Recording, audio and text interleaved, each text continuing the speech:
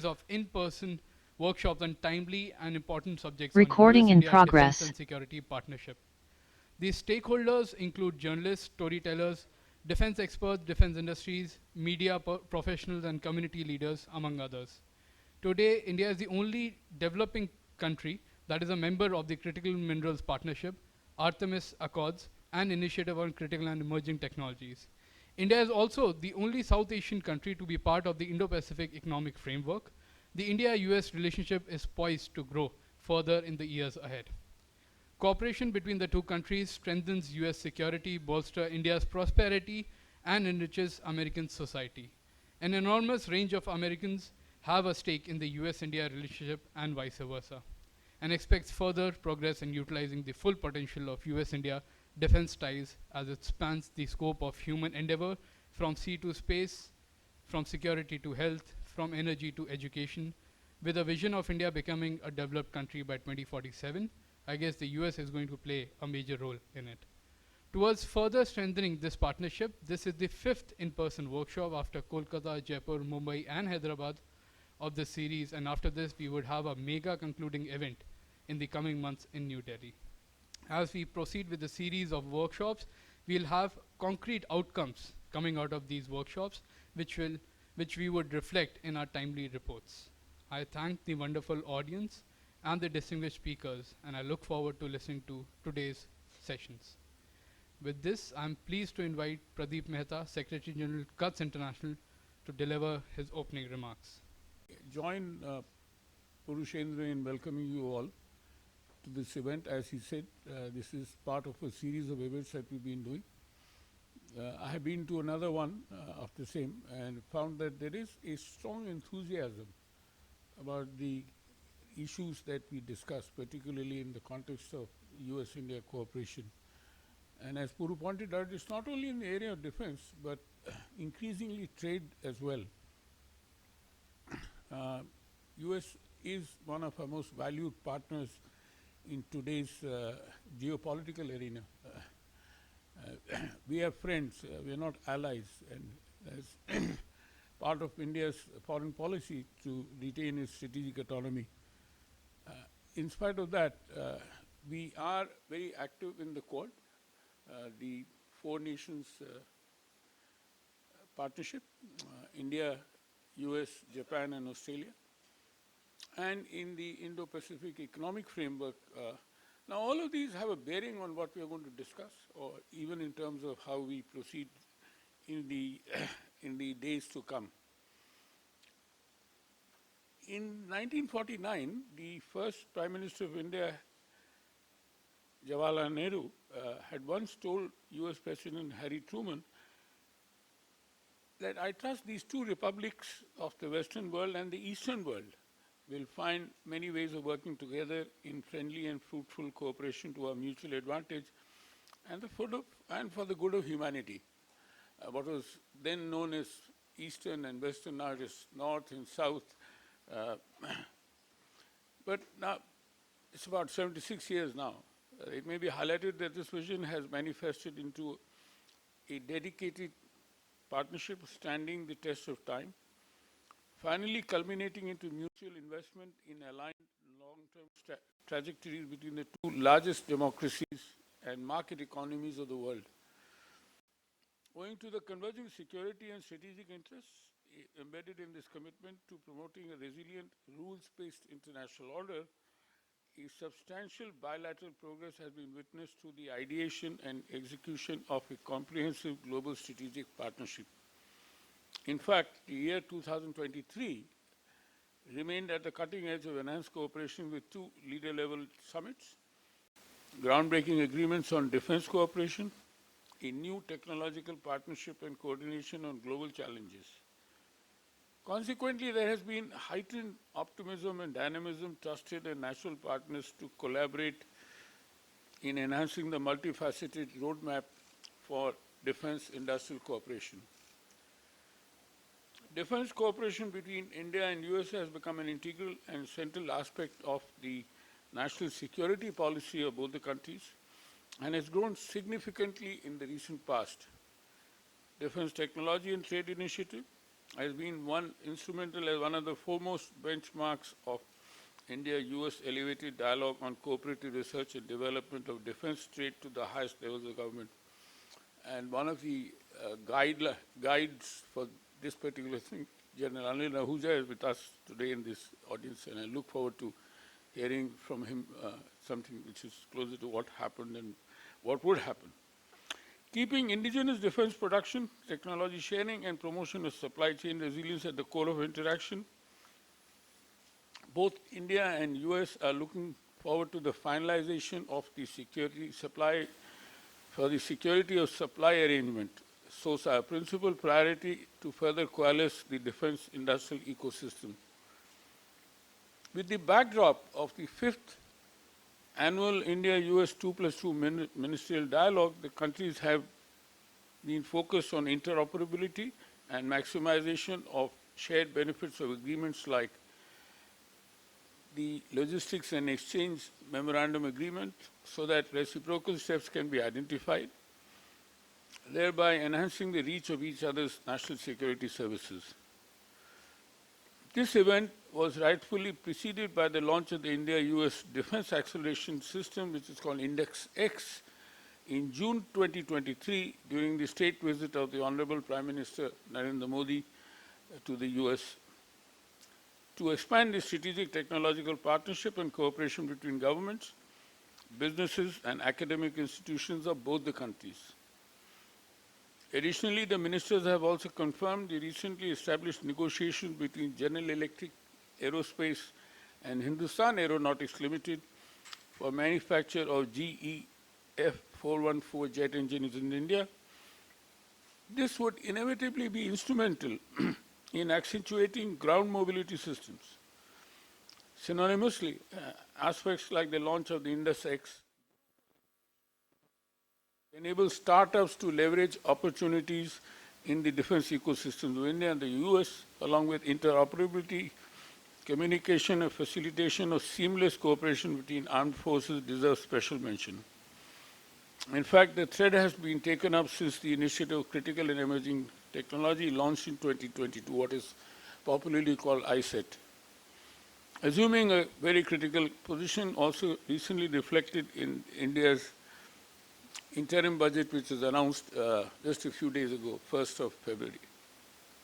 What I would like to add from my own, one of the ideas that we have looked for is, when I said that we're looking at closer relationship with the US, is to turn this 2+2 dialogue into a 3+3 dialogue, to include the trade ministers. You cannot ignore the fact that trade is closely interrelated to either defense or to national strategic issues, and more so to the strategic issues that we are talking about. We just had the Indo-US Trade Policy Forum meeting the other day, which resolved many issues that were sort of coming as problems between us. Anyway, coming back to the topic of the day, moving ahead, the alignment towards the common objectives of the Quad has been rightfully identified as one of the most consequential collaborations of the 21st century, which many people have defined as the Asian century, and some people have even gone on to define as the India century. And I'm proud to say that it will be an India century. It highlights the best practices of securing the Indo-Pacific against any revisionist intentions.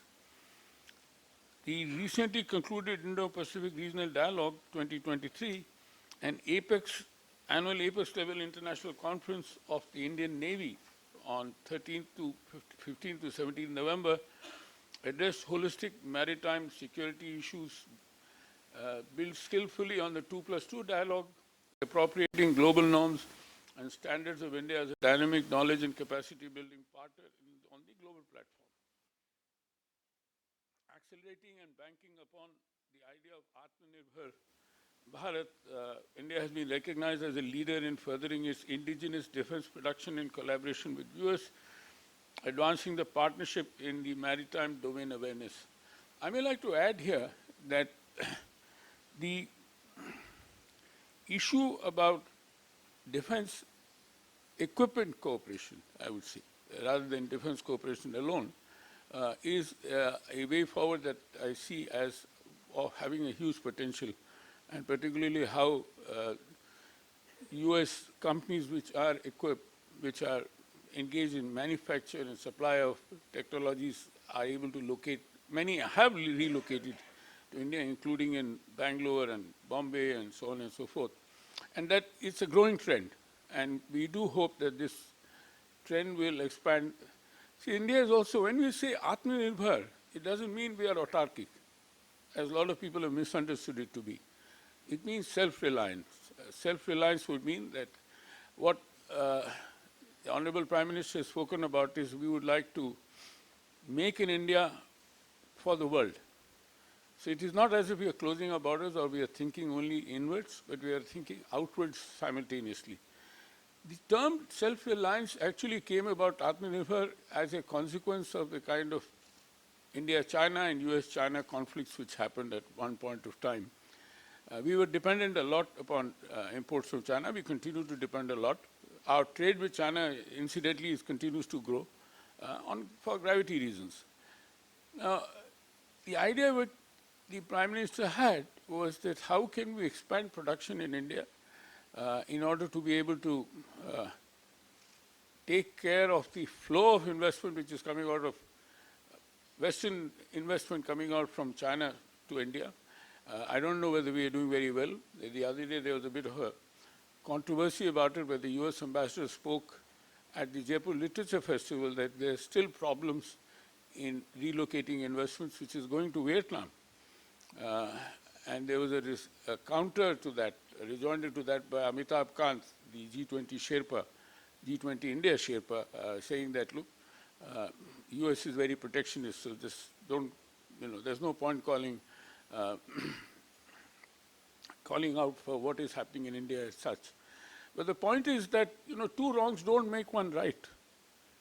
We are bad in our own systems, which requires a lot of improvement, and and it's a major agenda at cuts for improvement of our competitiveness, irrespective of whether it is US, India, or whatever.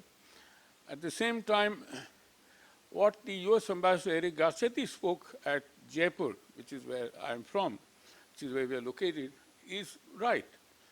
He was quite right in saying that we still have these problems because of the issues of mindset and kind of bureaucracy which continue to prevail in spite of the best efforts being made by the government, including starting from Modi there in 2014, of ease of doing business. We are looking at as to how we can create more ease of running a business and not just doing a business. But the problems continue to remain. And all this will then spill over to what we are talking about in terms of whether it's defense equipment, etc. And defense equipment would be more sensitive because there are issues of security surrounding it. And therefore, you have another layer of bureaucracy which the entrepreneurs will have to deal with. And this is something which we have to bear in mind, keep in mind that if we want to expand the cooperation, we'll have to have very clear SOPs in order to deal with them, particularly in the area of defense equipment, as we are talking about. Well, with geopolitical tremors and escalating tensions in the Indo-Ocean region, the contestations hold the potential of building new narratives with novel maritime architectures like the much talked about underwater digitization through the underwater domain awareness associated with the security apparatus, blue economy entities, environmental regulations, and HADR mechanisms for disaster risk reduction. At this juncture, relevance of platforms like the Quad gains significance and priority for partners to work together at the forefront of Indo-Pacific, intending to materialize all priorities of maintaining a navigable ocean. Let me add IPER to this as well, because we are looking at kind of supply chain issues which one way or the other cross the maritime domain. I mean, ships have to sail.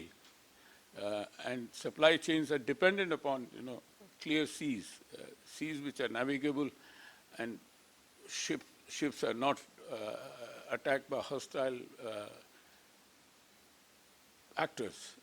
It could be anyone. It could be national, it could be non-state actors, as well as has been happening on the coast of East Africa at the moment. Anyway, talking about the Quad, the second India-Australia Defence and Foreign Ministerial Dialogue held on 20th November also strengthens this group. by comprehensively willing to support the security aspects of the quadrilateral setup, setting the tone of removing barriers and easing the access to consolidated capital as a strong forum of leading countries.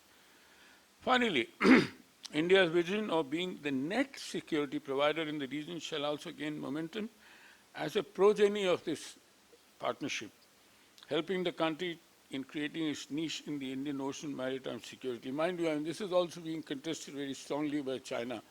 And we are competing with China in this whole Indian Ocean region. And I'll be hearing more about it in a few days' time when I have to go to Perth to attend the conference of Indian Ocean, the Indian Ocean Conference, the 7th Indian Ocean Conference, where these issues will be agitated and debated at length. We hope that these conferences lead to some very plausible solutions as a way forward rather than be another talk shop. Today's workshop builds upon such strategic developments and the congeniality of US-India collaboration, paving the way for further associations in the realm of economy and diplomacy. With that, thank you very much, and I'd like to invite you all once again to this workshop, and I hope you have a good time. Thank you. He was the most recently senior advisor in the Office of Coordinator for Afghan Relocation Efforts, CARE, and prior to that assignment was Deputy Assistant Secretary for Press and Public Diplomacy and Assistance Coordination in the Bureau of Near Eastern Affairs, as well as Deputy Assistant Secretary for Israeli-Palestinian Affairs. He joined the Foreign Service in 2000 and has served as Public Affairs Officer in Jerusalem, Hanoi, Vietnam, Accra, Ghana, as well as the Deputy Director for Austria, Germany, Switzerland, and Liechtenstein in the Office of Central European Affairs. His other tours include Suva, Fiji, Frankfurt, Germany. As the Consul General in Chennai, Chris is responsible for advancing US-India relations in the consular jurisdiction, covering Tamil Nadu, Karnataka, Kerala, and 3 union territories, Andaman Nicobar Islands, Lakshadweep, and Puducherry. Over to you. Everyone for making this 5th iteration of this discussion possible. Anytime I hear my biography read, I feel a couple things. One, I kind of feel old because it's getting longer and longer. But 2, some of the recent jobs that I've had working on Afghan relocation following the Taliban takeover of Afghanistan, working on Israeli-Palestinian affairs, obviously a challenging issue that remains challenging. These were incredibly tough, daunting assignments, meaningful, and I'm glad to have had the chance to contribute in a small way. But they stand in stark contrast to my posting here in India, in Chennai, at this time in US-India relations.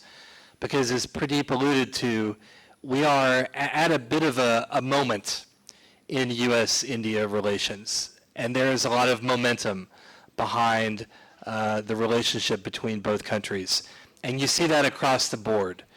You see it in defense, you see it in education, you see it in business, you see it in a growing interest on both sides in connecting and strengthening and deepening the relationship. And a curiosity, I think, that didn't exist even 10 years ago. And this is an amazing opportunity. And it's not one that's limited to what happens in Delhi and Mumbai and Washington and Los Angeles. It is something that you see throughout the country. So as I am posted here in South India with my colleagues covering 180 million people, a swath across southern India into Karnataka, Kerala, and many other places, you see that energy and that momentum reflected in the region too, in conversations like this, with universities. When you go to Bangalore, all of the startups that are working on every part of the relationship, including defense. The opening of the Boeing Research and Development Office, its second largest in the world, a couple of weeks ago, at which the Prime Minister spoke and presided. This is incredibly exciting. So the question is, why? Why now? What is different? What is changing? Where do we take this momentum? It's clear to me, and I think to those who observe the relationship, that we are seeing an awareness and a convergence of both common interests and common values, and an understanding that this partnership is important not just for the two countries who occupy it, but for the region and the world, because we live in an interconnected world. We live in an interconnected region. What happens in the Indo-Pacific region matters for the rest of the globe. And as we all know from the news and our experience in our own relationships, what happens in other parts of the world has an impact here too. So as we look towards driving growth, increasing prosperity, working on climate change, and we see dire evidence of the worsening impact of climate change every day, including here in Chennai during Cyclone Mashong a couple of months ago. Maintaining a rules-based order which supports international law and respects human rights, and maintaining a secure and open Indo-Pacific. These things all matter. They affect everybody in the world, and India and the United States have a chance to drive them in our bilateral relationship as well as through mechanisms like the Quad. Why did the Quad arise? Why have Australia and Japan, why have we all come together to focus on this? It's simply because we all see the common interest in maintaining a secure and open Indo-Pacific. Now let's shift to defense. I have a long list of things that have happened in the U.S.-India defense relationship here. You may know some of them, you may know most of them, you may know all of them. Pradeep talked about a couple of them, including INDUS-X, the roadmap for U.S.-India defense industrial cooperation, India's elevation to strategic trade authorization tier 1 status, its designation as a major defense partner, and many other accolades. When I read through this list, what always jumps out at me is that so much of this has happened in the last year or two. The relationship goes back to 2008 and beyond, but the activity, the preponderance of that activity, it's happening right now. I mean, this is a timely conversation because these developments are happening every day. The amount of defense cooperation and spending has gone from essentially nothing in 2008, not that long ago, to $25 billion in 2023. And the trajectory for that is very, very positive to continue. So this is an amazing opportunity. What do we do with it? How do we use this momentum? I think first of all, we recognize that as partners, we have a convergence of common interests and common values, and that there is a symbiosis between the two, that our interests are our values are our interests, and that to maintain an Indo-Pacific region that promotes prosperity, that creates security, that strengthens connection, those values are important. The values of openness and transparency, sharing information, being connected, respecting human rights and freedom. They are part and parcel of creating the open and secure Indo-Pacific region that we all want. And we need to remember that. As we have not just defense procurement and purchasing, but MRO activity, ship visits, repairs, all of the things that make the infrastructure of a defense relationship.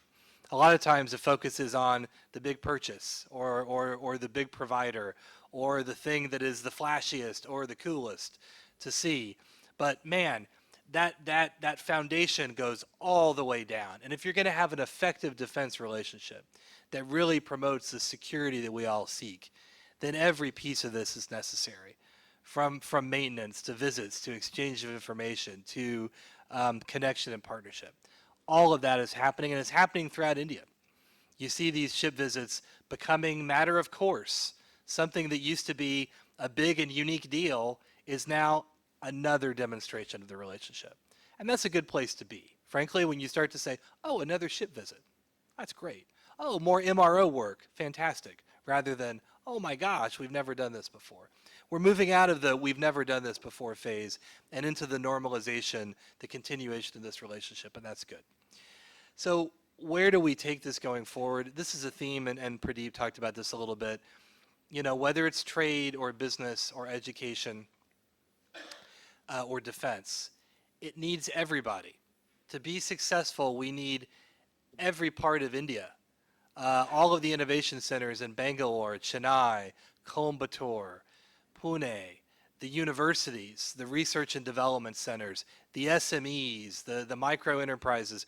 We're coming up with new words to describe these things every day because there's so much growth. We need everybody with their hands on the wheel. in India and the US. We need to be thinking about innovation that doesn't just promote defense, but helps to solve problems. And that's what ICIT, the Initiative of Critical and Emerging Technology, is here to do. It's here to promote innovations in quantum technology, commercial space, artificial intelligence, green hydrogen, renewables, all of these things that are connected. They are also connected to our efforts in defense. All of this stuff has a symbiotic relationship. And so we need all of the talent here in India. We need all of the businesses that are working on related issues here in India and in the US to come together as we strengthen defense, as we strengthen trade and education. It's not a binary relationship any longer. It's not something that just happens between our capitals. It's not something that just happens between New York City and Los Angeles and Mumbai and Delhi. As everyone in this room, and I met folks from Kerala, from the Andaman and Nicobar Islands and elsewhere, everyone understands that the genius and power of India is in the diversity and power of its people. Just as the power of the United States is in every state and every region. I'm from Atlanta, and that's a pretty big city. Many have flown through it at least, spent some time at Hartsfield Airport. I meet a lot of people around the world who say, I've been to the U.S., I went to New York City. Oh, I've been to Los Angeles, the U.S. is great. And I say, yeah, that's right. And then occasionally someone will say, I've also been to Chicago. That's nice too, it's cold though. That's great, right? We are so much more than that in the U.S. We are so much more than that here in India. And we need to take both of those communities, connect them, and all of the power that they have if we are going to take advantage of this momentum and go forward. Thanks very much. In 2023, Qatar International celebrated our 40th year. So I would request Pradeep Mehta to present a medallion to Consul General. And could you be at the center?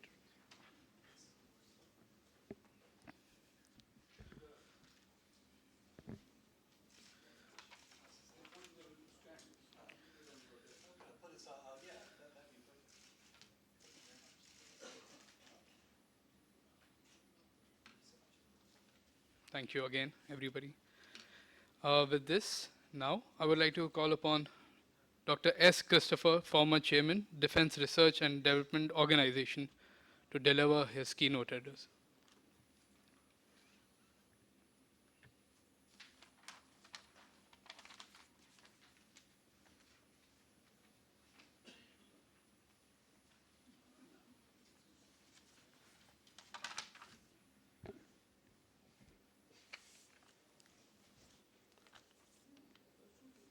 Good morning, ladies and gentlemen. About the talk in the beginning, emphasized and brought in the need for Indo-Pacific region importance, particularly in the defense collaboration, what it should be. Sorry.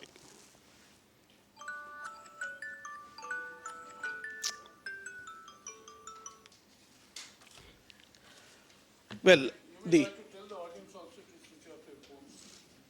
yes, thank you. In fact, I did switch off, but except for the 11 o'clock alarm which was ringing. So, thank you very much for that reminder. Basically, when we look at the Indo-US relationship, particularly in defense, it was a very close relationship, particularly from defense and particularly DRDO. I'm aware that we have been working very closely with them for quite some time.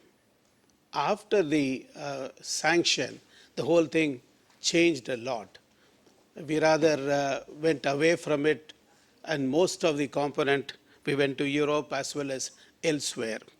But then the lag is taking up and picking up, as Christopher was telling, that we are back in the swing. However, is it only the large buying or sort of a trade is the only way to have a relationship? Certainly not. The other alternative is to have sort of a, close exercise, the defense exercise that what we participate. Both of them cannot be a contiguous. If you would like to have a relationship, could be a bilateral or a multilateral. In the case of bilateral, if it is a procurement or a excise, it is a periodic or aperiodic, but certainly not continuous. Will there be a interconnect, people to people interconnect? In order to have that, we need to see that is there any other avenues through which that we can connect people together so that we all in a long run focused and work towards the same goal. As it was told that our PM has taken a step to go over there and try and create certain avenues in which we can work. Should it be restricted to only those 3 or 4 points? Certainly not. Peace is one thing is cannot be assumed, but has to be assured by not only power but also partnership. What we mean by partnership, we should have a friendly nation understanding right from the heart of the people rather than only in a military or other collaborations, because they cannot long last. How do you create that? Should it be possible just by having few interaction with industries? Certainly not. How do we do that in this present scenario? India is going to become by 2030 the highest population of youngsters or youth. Even we even surpass China in terms of youth. And you know the saying in at least in Europe, recently when I was traveling, the decay in the infrastructure is not because of anything else, because want of young engineers and youngsters to do those jobs. So then naturally the catching up has to be done, a good manpower. It's equally a problem for India also. By 2030, if we have more youths and we don't have a proper employment or a proper orientation for them, will it be good for India? Certainly not. In case the rest of the world, where most of the places it is aging, if they don't have a proper youngsters or a good youngsters, will it be useful to them? Certainly not. So there is a question of marrying between the youth population in this region and that too well educated, particularly if you talk of Tamil Nadu or southern regions, much more in industry. Those people, if they are able to connect with United States or most of the other countries, it will be a lot more good for us. In this event that we are talking about deliverables to deliveries, we talk many times about various possibilities of deliverables. Unfortunately, the delivery comes down as a percentage. In case we can rethink and then calibrate, and we can find ways and means to optimize the deliveries, that should be the best. The Ukraine war is a tremendous shock to those who thought peace will prevail forever, and they diverted their even the resources meant for the defense application. It is not only for them, even for many other people in terms of energy crisis as well as the food grain crisis. It's affected the huge population who are nothing to do with war itself. So the peace cannot be assumed. It needs to be ensured or assured through sort of a PP model. When I said PP, power and partnership. While talking about the partnership, 2 things comes to my mind. One is the research. If you are talking about a continuum of activity, relationship, interaction, unless otherwise both the countries looking for an outcome of the event, outcome of a research, it is not going to be a continuous. In case we have programs which are meant for doing a research, in the governmental level, from the governmental big laboratories and US also some laboratories, it may last, it may be known only to certain people. Instead, we are finding there are several other applications which the startup companies are bringing in. Last week, I was with the present chief, Naval Chief, Mr. Hari Kumar. He was talking about they have required a drone which has traveled about 1,600 kilometers, maybe UAV, but it uses a very cheap, sort of an engine, and it could travel all the way, and it could not make a much this thing, but they recovered it. And they brought it, and he was telling me that I am trying to show to the industries here, we do not want only the costlier solution all the time. We do have to have a costlier solution, but will it always solve the problem? Imagine in your home or nearby, you have a very good car. The neighboring person has got a very simple, cheap car. If he happens to come and hits your car, the loss to you is much more than theirs. So they are trying to attack us with as cheaper and worse possible solutions.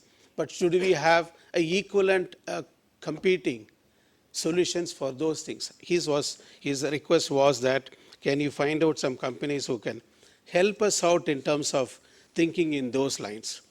If not a big dent, it's a threat itself is adequate for them to solve that tension at that point of time. So the issues are, we need to find out alternate solutions other than whatever the superior and whatever the super duper projects that we are dealing with. The startup companies are the best solutions. We all know Israel is known as a startup nation, and they have come up by encouraging the startup companies. We do that. In fact, US-India Strategic Partnership Forum is trying to do that, but is it sufficient? Will there be any other way that we can keep engaging with the youngsters and try and see what are the needs? Yesterday I was talking to some of the company which is trying to do, of course it's because I'm connected with the IIT Madras, the IIT Madras startup company, one such a thing is called Galaxy. They are trying to put a satellite as well as they are trying to have UAV. Their issue is the UAVs below hail and mail, below the level, is plenty of opportunities at this point of time is there. They would love to see that even in our own army, the avenues are plenty, and not only in our country and around our region itself, there are lots of needs are there. Can we put a sort of a multispectral camera as well as sort of a SAR payload and try and see that a very simpler solution. That is what they are working on. There are tremendous amount of positive signs that they will completely victoriously come out in their endeavors, and there are a lot of backing in terms of money also. Likewise, we have got, in case they go beyond that, beyond that the Predator and other bigger UAVs region, they would like to get into a satellite. Again, there is a need for a cheap satellite. We have another startup company called Agnikul from IIT Madras itself. They are trying to look at, for such a small or a cheaper solutions of the satellite, how do we launch it? They are looking at that. And these are all the companies, are the few examples. The India's recent past, the knowledge in the IT and turning towards AI is becoming one of the peaking point for us. So in the event that we are thinking that AI will replace the human being, may not be fully, but however, even the development of AI, knowledge on the software is the one of the things which we can contribute in a big way.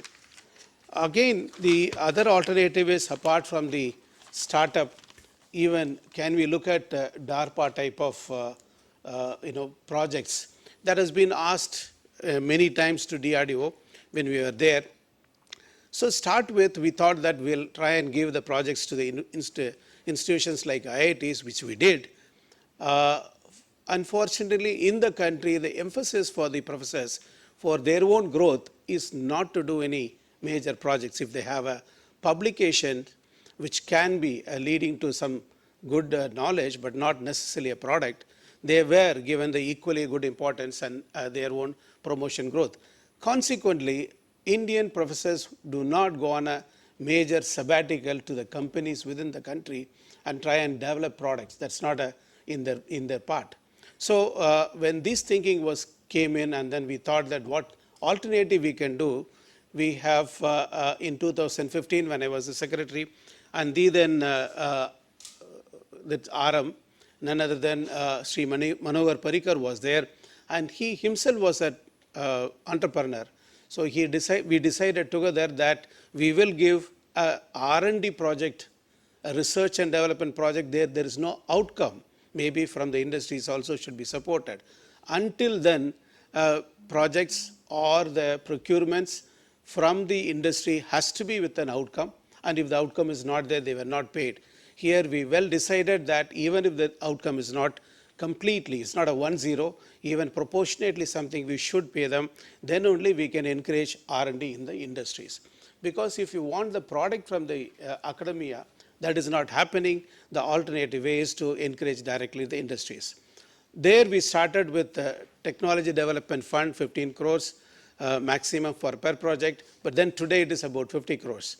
And there was a debate between whether DRDO should handle or a Secretary Defense R&D should handle or a Secretary Defense Production should handle. Ultimately, it came to us. Subsequently, even IDEX was started by the both HAL and BEL funded, and that is a smaller amount of money being given for a newer initiative. The deficiencies in that are, today we again go by L1 basis. For a technology, if you say that L1, obviously good product producer or a designer also trying to undercoat, and ultimately he is unable to deliver.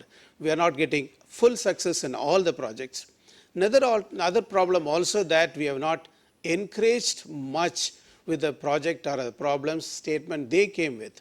Rather that the problems and the projects are decided by the tri-services, scrutinized by the DRDO, and then we publish it. That is another problematic.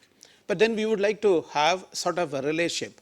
Should it lead to some sort of a DRDO, DARPA type of relationship, wherein the funding could be from both the nations and the projects can be taken up commonly. Even in the case of TDF, we encourage the industries to join hands with academia to come to the table.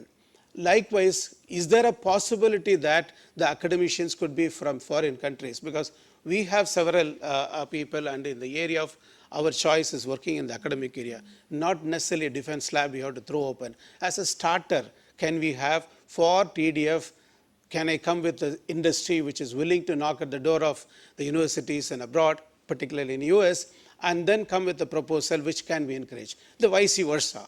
In that case, the even industry from US can probably apply for this, should be open up, some sort of a forum should be created within the country. I mean, this is another alternative I'm looking at. In addition to that, there are several times these projects, when it matures, we do not directly buy it again. The process is L1 or some sort of criteria comes in the production. It's not an assured business for them. Is there any change for the market, both in India as well as in US? If it can be created, I'm sure and more companies and more projects will come. Another point is, I was talking to one of the youngsters a couple of days back. At the time, his point was that they do not have any way to enter through applying or submitting their proposal for the US market because the process is too costlier. If they involve or if they engage McKinsey type of person, that itself is a huge drain on them. They are not able to do that. Is there any way for a small company, small startup companies from India or the vice versa, could be a possibility that they can apply for a limited area, limited places or limited projects? Is there any possibility? These are all the new avenues in case we explore. The type of engagement happens all over the country, not necessarily one major project or one or two MROs or one or two XIs is not the only way that we can link up. People to people connect will become more and more, and thereby we will be able to have more homogeneously the relationship is built. Over a period, we will seamlessly will have the feel for being together and feel for being a partner will happen. And naturally, we will support and ensure that Indo-Pacific region is safe and sound for all of us. Thank you very much.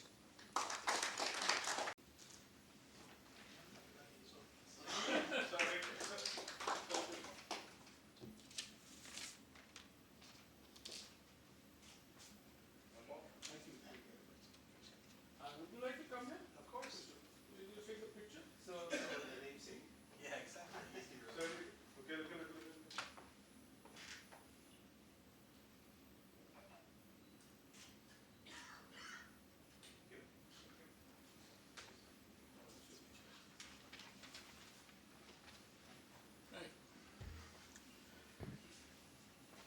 Well, I'd like to thank both the Christophers for their opening remarks, which are very erudite, I would say, and very forward-looking, and I'm sure that all of us would be very enthusiastic. Talking about Atlanta, we come from Jaipur, and it's not Delhi, Bangalore, Bombay, Madras, Chennai, what have you.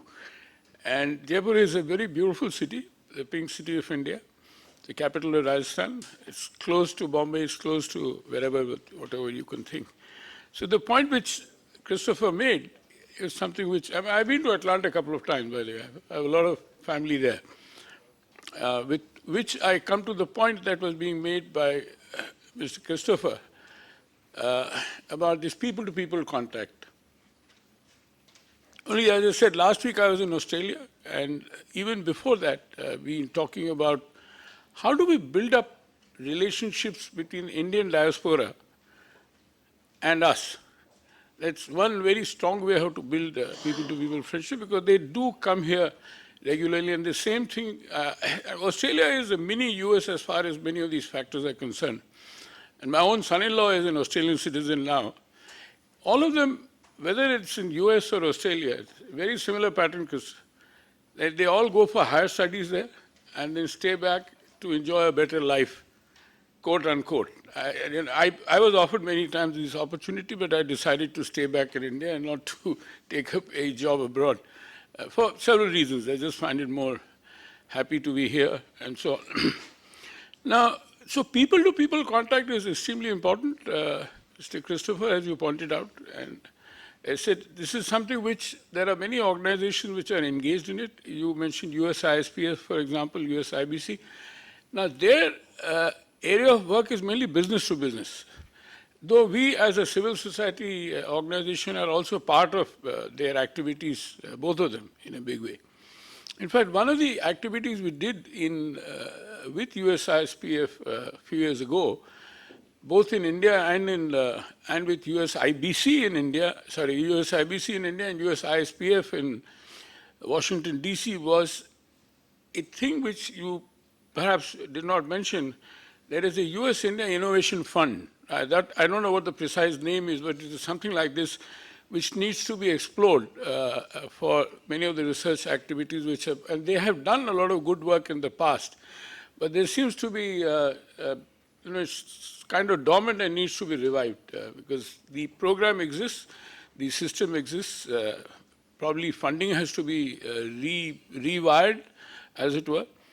But that's an area which I think is something which should come out as a must from this event, that, that should be explored in the area of defense, health, education, what have you.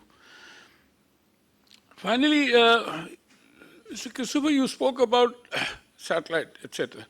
Now, all of you, I'm just like to remind you about our mission to Mars costed less than a cost of a scooter, the travel which happens.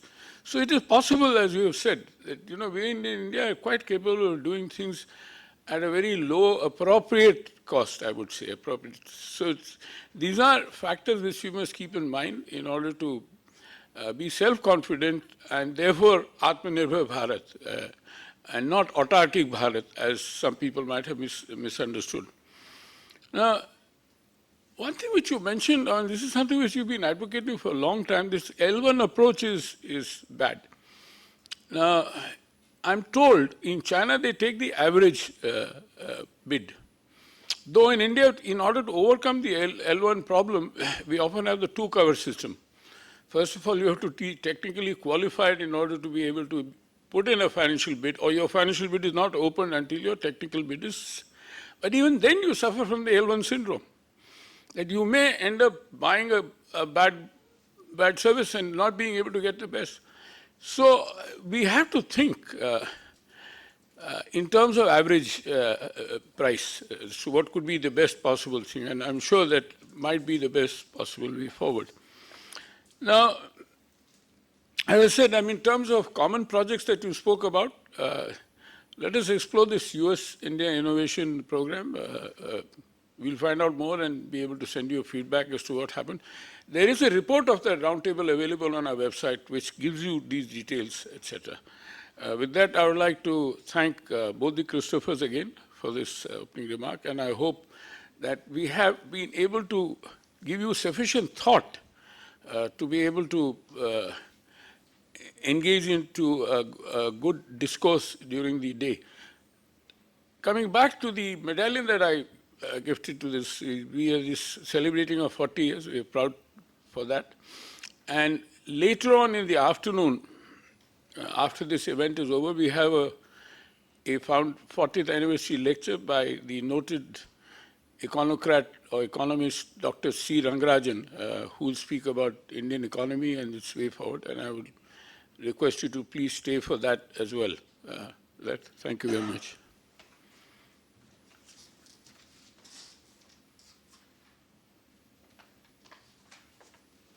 Thank you. Now moving forward, we'll start with our first session, that is on US-India industrial and strategic collaboration. I'd like to call upon our chair and moderator, Snehesh Alex Philip, Deputy Editor, The Print.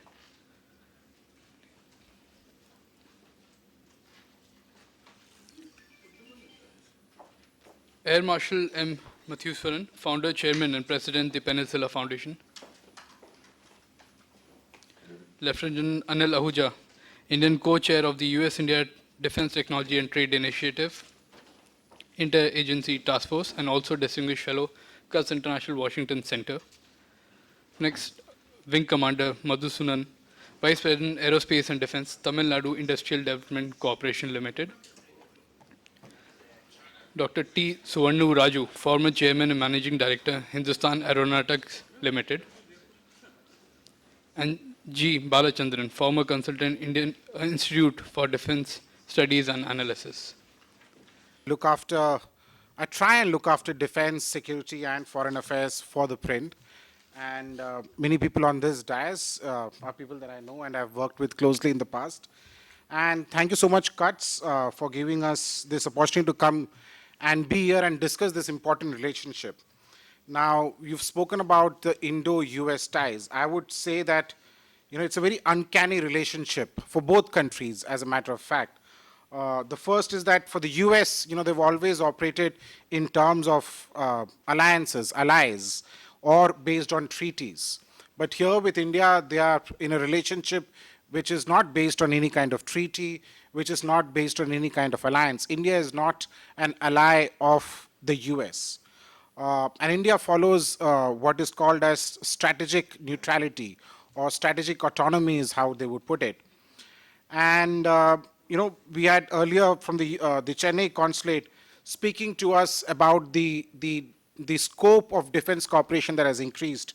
Of course, it has increased from the days of, when you talk about defense, from the days of the C-17s, the C-130J, and the PA ties, we've now moved to Apache, Chinooks, and of course, we have the Romeo helicopters in the Navy, and also now the Predator drone deal that has been cleared by the US government.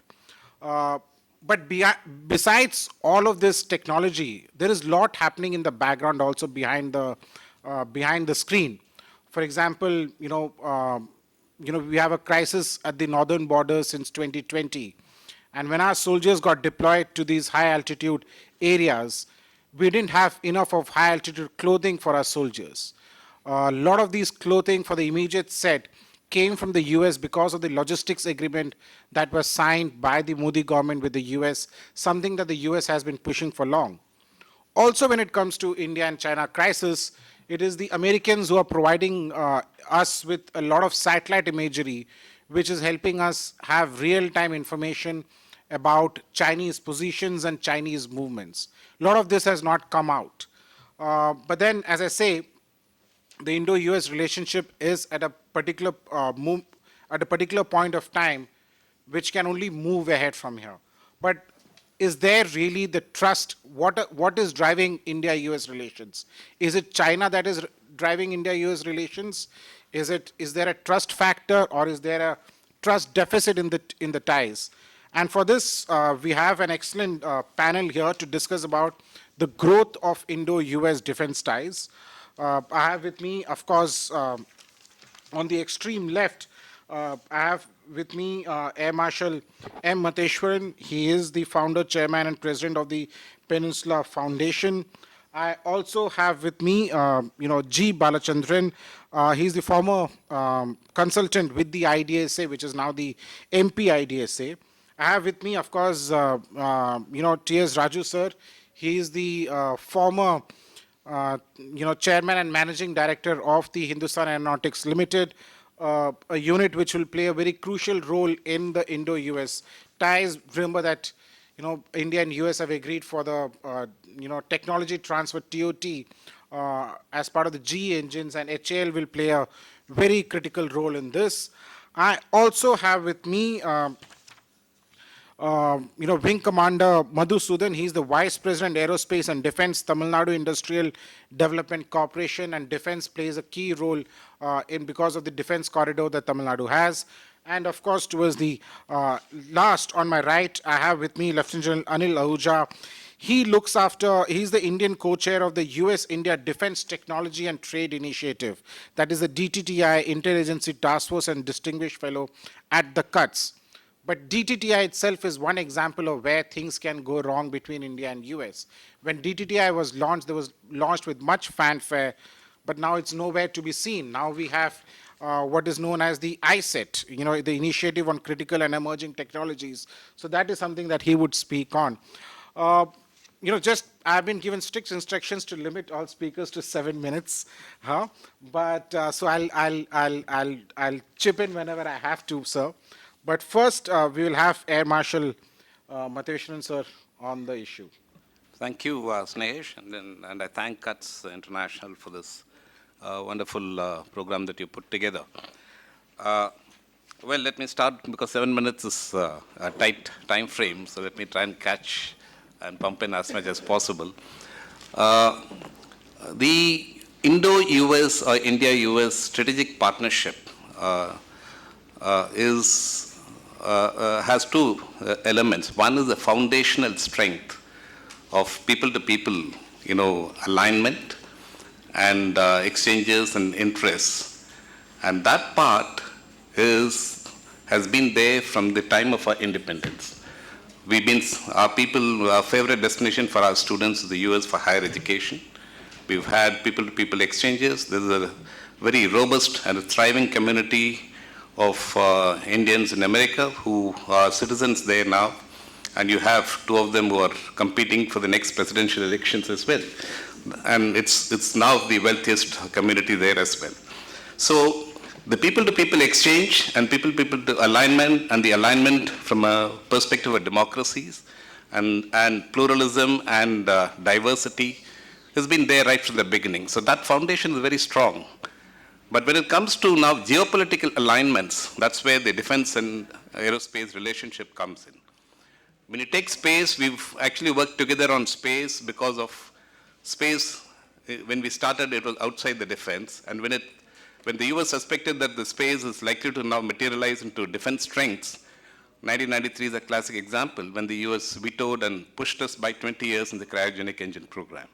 So geopolitical alignments is what dictates the defense partnership. And there, I think from 1990s to now, there's been a gradual convergence of the two sides. So when we started exercises, they're all part and parcel of those processes. The militaries started exercising for the first time in the early 2000s. And then the frequency has increased and the exchanges are very high. Military education program, we've been doing it for a long time, but that has changed its dimension to a much better and stronger level, and therefore there is a lot of exchanges that take place. So these are progressing, but in 2005, when we now started the MMRCA program, and I indicated to the American team, and since I dealt with this extensively, I said a strategic partnership will have no meaning if there is no strong defense industrial partnership. And that is extremely important. So if you now look at what has evolved from 2007 when we got the C-130J as the first product into the country from the US, we have given a business of over $22 billion. 25 that US Consulate General spoke about, 22 is a signed contracts and a big business for the US armament industries. Good products it has strengthened the Indian military significantly, both the Navy, Army, and the Air Force. But from an industrial perspective, has there been a great gain? That you have to ask that question, because almost all of them are off-the-shelf buy. Yes, when you start using it, you will have maintenance experience, you will gain something. But when you don't produce something, when you don't manufacture big products, then there is a gap, there's a huge gap. And that is what we need to look at. That doesn't come easily. Whether it's US, France, or Russia, or UK, or Germany, no country will give you state-of-the-art technology access. When you say access, nobody will give you access to the design knowledge, and from where you can leapfrog and catch up with them and close the gap. That's not going to come easily. That comes with a certain pound of flesh that they will take from you, and that is business. And therefore, when you now look at a product for manufacturing, it may be one shade lower, but when you do that with a continuity over the next 20 years, for an aerospace manufacturing process, which the former chairman Raju will indicate, it's a 20-year cycle at least to build that capabilities. And there you learn a lot by developing skill levels through technology diffusion, joint work, joint development. Then you catch up and go process. This is where both sides have had problems. In India, we fail to maintain the consistency and quality of our technology strategic processes continuously over a long period. There are changes and breaks that have come in. And therefore, we are back to the starting point on many projects. The DTTI is a classic example, although now you've got on to another one with ISET as well as Indus X. But I believe that we are still hovering around the starting point. We are not moving forward. The DTTI has been a classic example of all that. So here's where India, I fully support India's position of strategic autonomy and not being part of any alliance systems. The US understands that now, I think, much as they would expect us to be a formal ally. But even with formal allies like the UK and Australia, the US gives only so much of technology, not full. But when you manufacture systems, when you do co-design, co-development processes, you absorb a lot of work, a lot of technology. You get a lot of knowledge, you will develop your skill levels, which will feed into your research and development processes, your educational mechanisms. Exactly like what Dr. Christopher indicated, that they are the processes which we need to strengthen. That was one of the objectives of the offset policy that came in 2005. But unfortunately, the offset policy was skewed by our own people, and therefore it was, I would say, dead at the start itself. And therefore, we didn't leverage correctly. I was part of the member of the first offset committee and gave examples of other countries, including UK, who have leveraged enormously using the offset system. But we've done very partially. And now finally, I think we've done the offset process. So the industrial partnership process, while business is increasing, I will cite the example, and Dr. Christopher will agree with me. The Rustam has been in works for nearly 2 decades. And now we've closed that shop there, thanks to the buy from, it's a good product, Predator, and the other, UAVs. But in the bargain, you've actually slowed down your, whatever work that you've done. And that is where I would say, put a big question mark on that strategy part. The diaspora issue, which the CUTS chairman Mehta mentioned about, I'd like to point out certain one. Diaspora linkage is extremely important. It will build people-to-people contacts and strengthen that process. They will come and invest here in business. Investors are looking for profits, successful projects. But when it comes to technology and defense areas, they are US citizens. Remember that. They are governed by the US laws. And therefore, if you think that there's going to be a different favorable outcome because diaspora is investing in a technology project, please, I think we need to understand that quite clearly. It's like any other citizen. They are bound by their country's laws, and you have to understand that process, and your strategies have to be worked out in that entire scheme. What does the future look like? We are in a geopolitical turmoil. I consider this moment as thanks to the Ukraine war and the operations going on in Gaza, the decline in the Western dominance of the international system, the rise of BRICS, all that contribute to a major, turmoil, or I would say a flux in the world order. And this is going to be on for the next, I would say, 2 decades. So this is where we need to actually look at how our relationship gets strengthened and how we build the defense industrial ecosystem jointly through joint projects. Co-development, co-design are good projects. But more importantly, all these years, whenever we've done license production, we've never been part of the global supply chain to export components and products in the defense industry into the rest of the world. That must change. So if Boeing sets up a design facility and creates a joint venture here for manufacturing, we must be part of the global supply chain, much as they do in civil aviation side.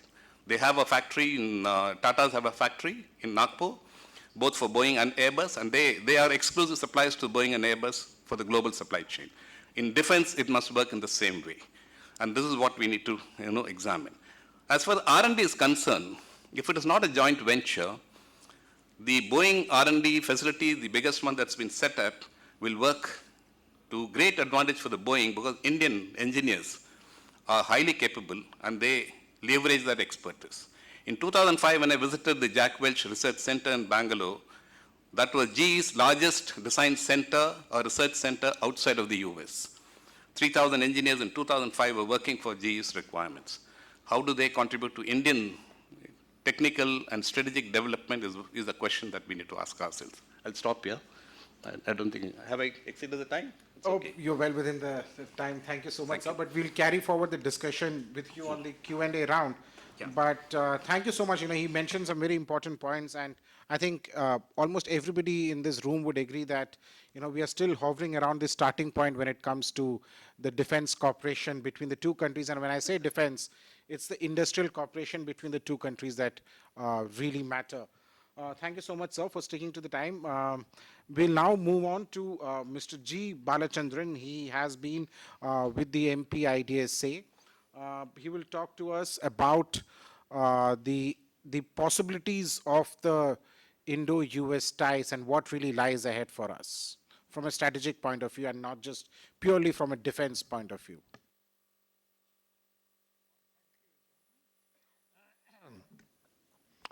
Let me thank Kurtz for including me in this panel, because this is a subject on which I've been working for a long time. Okay? Now, my interest is purely this. The future will be determined quite a lot for a country like India, which needs and which plans to play an important role, how it empowers itself technologically. The other things will take their own course, that is trade and all those things, but technology is very critical. You can advance technology in 2 ways. Let me just put the timer so that I don't exceed. Will help you. Okay, so tell me about 5.5 minutes, okay? Either you spend your own money or you get from somebody else. On the first count, we have performed abysmally low. Our R&D as a percentage of GDP was about 0.7% in 1970-71. China's was at that time about 0.3%. Today, India, we have maintained at 0.7%. China has gone to 2.4%. That's the first thing. Second thing, the Indian R&D is heavily funded by the government. The industrial R&D is only good in 2 sectors, that is biotechnology and chemicals and medicine. In the engineering, it's almost far, far less than anybody else. Now, defense technology is what you call advanced, high, critical, whatever you call it. I think they are important for the reason, for geopolitical reasons, but when I say high technology, critical technology, so that there is no misunderstanding between what I mean by high technology and what you consider to be high technology. I consider high technology or critical technologies to those technologies which are not freely available in the market, which means they are the technologies which are controlled by governments elsewhere. Since we are talking about US, I'll stick myself to US, with which I've been working quite a lot. The US technology is not free for all. There are two technology export control regimes in the US. One is called the Export Administration Act, which licenses technologies, commercial technologies. The other one is called Arms Export Control Act, which controls and licenses technologies which are of defense importance. Mr. Christopher would know, since he was with DRDO for a long time. For a long time, all the strategic establishments in India, which are the ones that are really dealing with technology, that is Department of Space, Department of Atomic Energy, and DRDO, were all under sanction by the US government. It was relaxed only about after 2008 onwards. I know of a number of instances where DRDO asked for something, for instance, missile they wanted shake and bake. They said, no way you are going to get it. Now what are things? I'm interested in deliverables to deliveries. Deliveries are dependent on two things: what you ask for and what can be given to you. Unfortunately, in our case, what we ask for is far less than what we can get. For time limitation, I'll say only one thing. As I told you, the US has got severe export control rules, and India was targeted for a long time. Now, many people have talked about India getting STA, MDP, and all those things. Just as a matter of information, MDP has no relevance in US policy. NATO is defined in the US statutes, US code. MNNA is defined in US code. MDP is nowhere defined in any US code. There are special laws which give privileges to NATO and MNNA and others. There's nothing privileged for MDP anywhere under US laws. It was meant for basically as an interagency dispute resolution in US. But since 2008, a lot of things have happened. All the export controls on regimes, there are about, in the civilian one, there are 8 controls: nuclear, non-proliferation, missile technology, which Air Marshal mentioned. Cryogenic, we are sanctioned under MTCR rules because we are not member of MTCR. BAC is sanctioned because India is not part of the NPT. So there's a lot of things that, but they have removed almost all restrictions. So today, in what they call the country list, India is put at par with the NATO and others. Which means that a lot of things are available to us for asking without licensing. But it's only if you ask for. 2, the rules governing commercial and military technologies are different. Commercial technologies, they have got end use which are not restricted by the buyer. It can be incorporated in other things and sold. The defense items which come under what they call munitions list are not transferable to any other item. There are strong rules on retransfer and reuse. Now, as a result, the US has removed a lot of what you call the defense items from the defense list to the commercial list. as a result of which the international usage of what were formerly controlled defense items, now controlled by the Commerce Department, has increased enormously. From almost zero, it's almost $6 billion. Now, India is entitled also to have a lot of these technologies.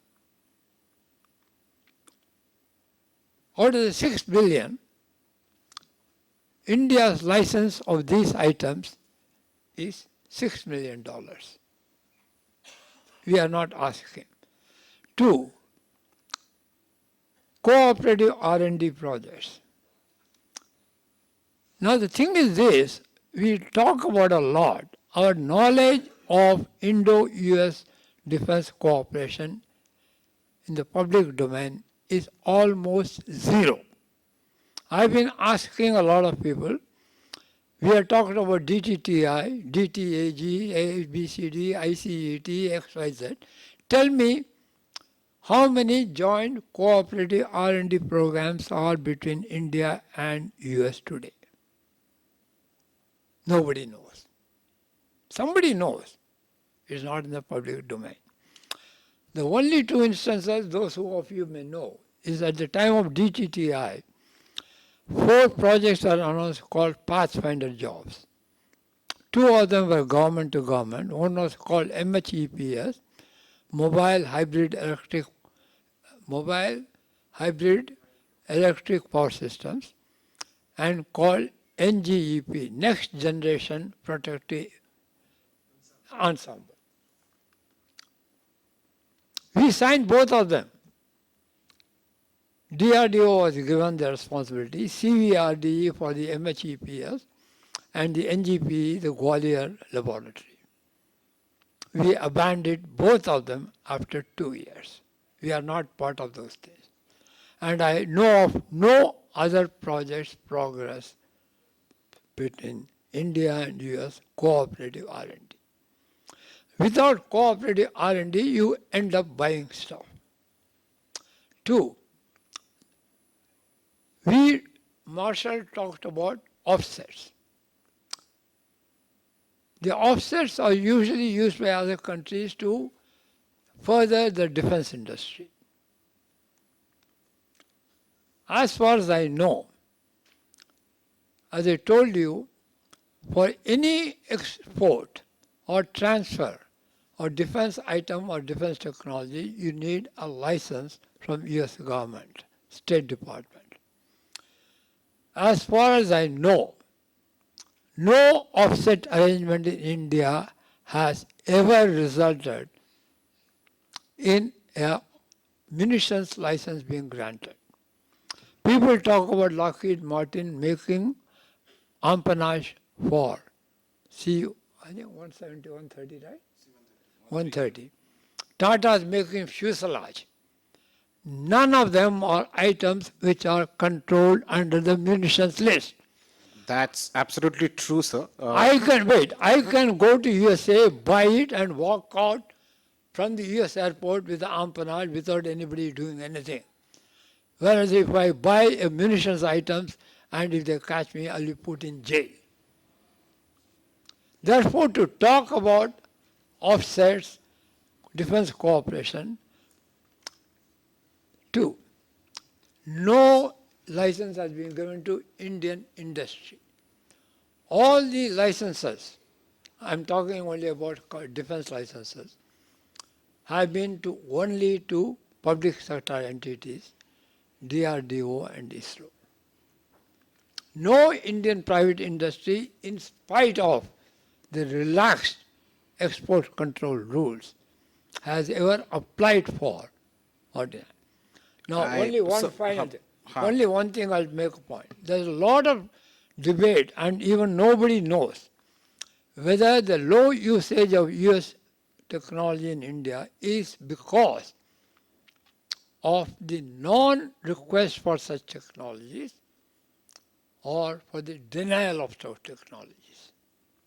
There's a common perception that the US denies technologies even now routinely those of you who follow my very good friend Tennis, in a recent article he wrote that the US government denies routinely. So we've already shot the timeline by Yeah. a lot many things. But when I asked him, does he know of any such case, he said, I don't know. Actually, there's only 4 denials in the whole of 2022 for export licenses.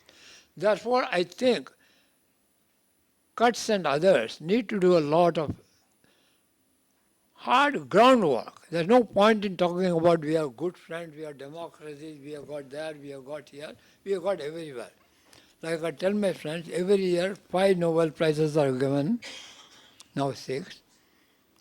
My life cycle is, say, 80 years. 480 Nobel Prize will be given during my lifetime. I've got a great opportunity, but I'm not going to get one. Thank you. Thank you so much, sir, for this. I'm so sorry for disrupting you Not at multiple all. times. Raju sir is already ready with his presentations. We'll carry on with the question and answer round, but the fact is that you mentioned that the US has never refused technology. The fact is that a company or even when it comes to this engine thing has been something which has been for works for many, many years, and it's only now that the US has decided to give out some kind of TOT because of the fact that the the engine is no longer needed for the US aircraft. In no future, US aircraft would be using the 412 engines. They've moved on to the bigger ones. That TOT is questionable also, we'll discuss. Yes, the TOT, as I said, the TOT is questionable too.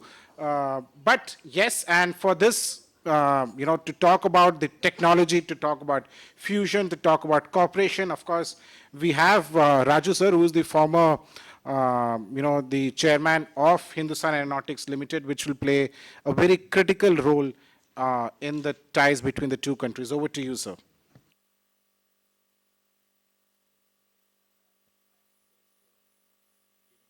Opportunity to speak on this thing. So I was told to, the slide please. These are the two thematic areas I was supposed to be speaking on to it. But the whole of my some 6-7 slides would give you the total gist on these 2 points. Now, if you look at this industry defense cooperation as a map as such in our country, you can see. Okay. Yeah. Now, basically, if you're looking at Make in India, Atmanirbhar, whatever it is you're saying onto self-reliance, whichever name which comes onto it. Now, this is how the profile which spreads onto it. Now, concept to assessment to design, manufacturing, in-service, disposal. If these are the basic activities, if you're looking around onto it. Now, see the players who are there on that. On the top of it, we have the Aeronautical Development Agency, which would be of the concept, assessment, and design of fighter aeroplanes. Then we have National NAL, which is also up to the design. And then, of course, DRDO, particular to the defense-related thing onto the design thing. Few of the Indian private sectors are into the manufacturing and trying to support in-service activities of the products which are delivered to the services. Then, of course, the government regulatory agencies and Ministry of Civil Aviation, which they restrict the areas of operation which you look into on the CARMIAT profile. You would understand what has been the role of them currently. Now, moving next to that, the HAL, which is totally right from C to D, it occupies from concept, assessment, design, manufacturing, in service, and to the disposal also. This is one aviation industry which is Asia's largest, which been in its 7 decades. This is the kind of a success story to speak on HAL. It starts from the trainers, fighters, helicopters, and the contributions in the civil sector, aero engines, systems, and aerospace structures. This is where you said that HAL used to supply the Airbus doors, A320 front door, and then now it is not doing, but then till few years back, every alternate A320 single-aisle aircraft has the front doors from HAL supplied, every alternate aircraft. And then, of course, I mean, as we said, Balchandran, that the contracts from the Boeing and Lockheed Martin were towards only public sectors. Yes, HAL did supply the wire harnesses for the F-18, and there were many other projects. And also, we used to fuse certain sensors onto a particular fighter aircraft, and the trials were done with the US companies at HAL. So this is a kind of a growth where you're seeing HAL has moved from a basic trainer aircraft to the latest fighter aircraft manufacturer. And then these are the numbers which you see. 15 indigenous technologies, and then you have 14 types under license, that means transfer of technology. But if you see on the engine side, hardly we have only one engine which is indigenously made, but then all the rest of the engines which are flying on the platforms of Indian Defence Forces are all made under license. So if you're looking at HAL as today, it's Navratna company. Of course, the statistics you get, and of course the share price of this company is soaring high. It exports, it has all its latest products of advanced light helicopter, light combat helicopter, and then HTT. These are the success stories of HAL. Now, let's look at these opportunities like the DRDO or DARPA, the second point which has been told onto it. These are the aerospace capabilities in the system. Now, you have design and engineering and IT solutions which you have a segment, and there could be an aircraft integration.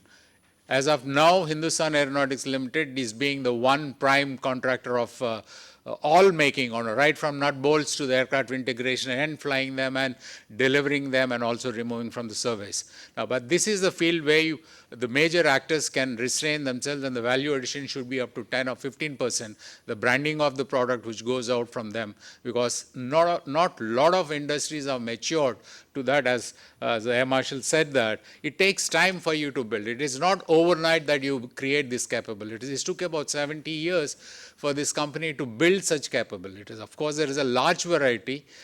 Today, yes, there could be a lot of thinking and discussions and arguments and comments. But then if you look back, I mean, all the intelligent people only sat and take decisions to establish whatever they want in support of the security of this nation. Right? Today, things have changed. Situation is moved ahead. And there could be a lot of other opportunities where the private companies could come and participate into it. Like, again, a quote Air Marshal saying that strategic partner has no meaning if you don't have a partner who has a capacity. I mean, this is the concept we talk about quite some time, right from the inception. I was arguing at every corner, it can't be successful that easily. And the kind of investments which you require in this defense industry were very huge. The numbers are very less. Your margins at the bottom line is very thin. So if somebody has to sustain in this business for long, and the product life cycle is about 3 decades or 4 decades, if somebody supplies a platform or a flying fighter to services, and that would be in service for about 4 decades, would he be surviving just by an MRO after supply? No fleet is more than 100 fighters anywhere, except there are exceptions, of course. We don't have to speak about the numbers. But then with around 100 numbers of a platform, and 40 years you got to live, and you kind of an investment which you require is in thousands of crores. So this is where somebody has to look. Yes, concept is good, but unless somebody supports, somebody is nobody else than the government. So chips in, but of course, these are the capabilities which are built. Hope that would be right now in the supporting ecosystem. You see, very few people are there on ground to support this takeover, even bits and pieces only. There is no line from the beginning to the end except HAL. Now the entries are there. Now many people the startups are coming. Yes, it is good to know that there are so many startups, but then there are issues with them. How do they operate themselves? Who funds them when there is no prototype flying in the air, or your product is not demonstrable as of now? I mean, who is going to invest to them? How would they go? Yes, there are different issues which need to be looked around. Now, what would I say is that for us to go along with the DARPA system or a DRDO, it's more of a collaboration rather than a competition. Right? These are the aspects where it supports our thinking and our industry, and also our R&D capabilities will be boosted. And finally, would say that translate these choices to this collaboration rather than competition, bring synergy among all the industries, don't create any redundancies. We need a sustainability. No, you don't look at the short-term profits. See, you just can't make money and then go away in a defense industry. You got to live there. You have to be commitment. I would say that it's beyond the business. I mean, you try to make business in the defense, I think you would be disappointed. But then if you have something beyond the business, yes, you can survive in the defense. And that's how the Atmanirbhar or self-reliance or anything would happen onto it. Thank you. Thank you so much, sir, for this presentation as well as for the time, within the time schedule. The fact is that both India and the US are right now at the cusp of a major partnership. Not an alliance, but anything but a major partnership when it comes to defense, and especially in the aerospace sector. And for this, to carry forward the further discussions on this, I have with me Wing Commander Madhusudanan, and he would talk about the opportunities of co-production and co-development, which are integral elements of the Atmanirbhar Bharat that we all aspire to be. And he will also speak about the role and credibility of the MSMEs in India for the defense startup and collaboration. Over to you, sir. Thank you, Snehesh. I'm fortunate that before me, eminent speaker spoke, so I won't have much of scope to play. So I can be within your time limits, so I would not exceed that. I would like to start by quoting Dr. Christopher, who said that peace cannot be assured but needs to be enforced. Fortunately, as for peace not to exist, all that is needed is two individuals. As long as there are two individuals on the face of the earth, peace would not be there. So that means that is nothing but opportunity. When peace is not there, that means it is conflict. And when conflict is there, that creates opportunities for the aerospace and defense industry. So this is a domain, despite all the problems which the Air Marshal or Mr. Raju mentioned, this is a field where it's recession-free. It may have dips and downs and spikes, but this is recession-free. So as long as human beings exist, there is going to be an opportunity. And we are telling about, fortunately for me, you have drawn a boundary that I don't need to look at the policies and how governments think and much larger things. I've been restricted to MSME. That's, in a matter of fact, it's a positive thing. Co-production and co-development is nothing new. When I talk about aerospace and defense, I would not look at only the military part. Yes, there are eminent soldiers on either sides of me. So, and I've also been a soldier for a short duration of my life. But still, I would like to look at it in a much larger space. The technologies in aerospace and defense can be bucketed into three categories: aviation, space, and defense. Only the third part is pure destructive piece of something like that. But the first two are dual use. So this gives a wonderful opportunity because it is beyond, as Mr. Raju said, beyond the boundaries. So this is where beyond the boundaries come in. And co-development production, I can quote an example that it has happened in the past. Let me take an example of Boeing 787, the most digital aircraft to be made by Boeing till date. How many of you know here that there is one risk-reward partner based out of Chennai? 38% of the software on board the Boeing 787 was touched at Chennai. And this didn't happen today. This happened way back starting from 2002. There were something like 600 engineers operating out of Sodinganallur and Ambattur here in Chennai, working on the 787. So for every 787 which is sold today, money comes to India. And it's an Indian-grown company. I don't want to name the company, but there has been example of co-development, but that's on the aviation field. So there has been an opportunity which has been tapped. And I would like to look at the current opportunities. What are the current opportunities? Let me just list out few of, when I focus on the word deliverable, deliverable is something which is opportunity. So the Indian government shopping list is huge. To quote some, FRCV, 1,770, with a budget of something like $10,800 million. I don't know how many zeros would be there on that. It's beyond I cannot fathom the number of zeros there. FACV, 2610 pieces at $8,000 million. Indian Aircraft Carrier 2, $20,000 million. Then P-75I program, $7,000 for 6 of them. I'm just quoting some numbers. LCA Mark II, about 210 of them. AMCA, 125. TED-BF, another 100. The numbers are huge. The money is huge. Then fortunately, the government has come up with certain policies. Yes, there would be a lot more desire. We need the reforms to be hasten much more. But there is a step which has been taken, despite the fact it is slow. The positive integration list, which has more than 500 items, which has been declared that it has to be made in India. So where does it throw up? This is the opportunity for MSME. And for MSME, it's a tricky road into that. Again, I'm a local hardcore Chennai native guy. So the first show at Albert Theatre for Rajinikanth movie is going to be tough. It is really tough to get in there.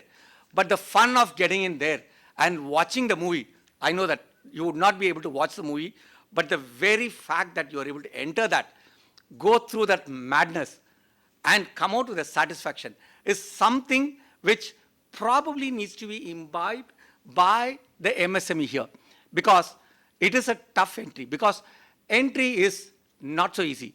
So Mr. Raju spoke about the process where it involved concept, assessment, design, manufacture. I would rather shrink the process into 4. Design, manufacture, testing and evaluation, and in-service. If I look at that, most of these technologies have been developed, design. That's been done by OEMs predominantly from US and other things. But the manufacturing part, yes, Mr. Balachandran said that the manufacturing part, the niche technologies are not available or not given here. But this is a space where there is considerable amount of real space available for Indian MSMEs. If I quote examples, for example, Rolls-Royce, when they started off with Trent 500 engine, they had something like 1,000 suppliers. For the Trent 700 engine, it became something like 700, less than that. Right now, the number of suppliers, direct suppliers, is very, very low. What does it mean? It is nothing but outsourcing of work. And when the tier 1s take up large number of jobs, it naturally flows to tier 2s and tier 3s. It is at this level where we are in the manufacturing sector because of the increasing, earlier the pyramid was just one level, the OEM, tier 1. Whereas now there is an opportunity for place for multiple tiers, tier 3, tier 4, where industries can chip in. Then comes, once manufacturing is done, but to get into that, the industries have, as I said earlier, they have a lot of barriers. And this barriers, main thing is quality barriers. People have to get used to technology, used to barriers. The MSMEs need to get into the marketing drive. They need to get into that and understand what is needed to ensure that they are able to plug themselves into any one of the tiers. From there, they could move up gradually. I would rather say that there is no place at the top as of now, but there is place at the bottom of the pyramid from where industries have the required capabilities, and if there are not much of capabilities, these capabilities could be built in internally, because we are a country which is going to have, like what the earlier speaker said, we are having a demographic dividend wherein we are going to have a huge number of youngsters, qualified youngsters who have the fire in the belly, and this would enable us to get into the bottom of the pyramid from where we can move in. And it is the opportunity, and for ensuring that this deliverable translates to deliveries, the barriers need to be overcome. And for which, I would say, I think I'm running out of time, I'll come. for which the government policies, though it may not be adequate, are directed towards this. Including, I can speak about the government of Tamil Nadu policies. I would not look at Delhi level. I would rather look at within this state. So we are ensuring that whatever is the gaps which are inhibiting the traditional manufacturers to get into the supply chain of the global or the national majors in the aerospace and defense, whatever is the barriers, we are trying to ensure that these barriers are reduced. I cannot assure that these barriers can be removed, though it's the most desirable, but these barriers would remain in place, and we can only strive to reduce these barriers, and whatever is needed for this, we have established within the state of Tamil Nadu to ensure these barriers are overcome. And in case I have time, I can dwell upon it later if Snehesh permits. The Q&A. Yeah, Q&A that's it. round. But thank you so much, sir, for speaking to us on this. And you spoke about barriers, and that is why we have our next speaker, Lieutenant General Anil Ahuja, who will talk about addressing the bottlenecks in the innovation for defense excellence, the IDEX, that has been launched by the two countries, and the US-India joint collaboration from underwater to space.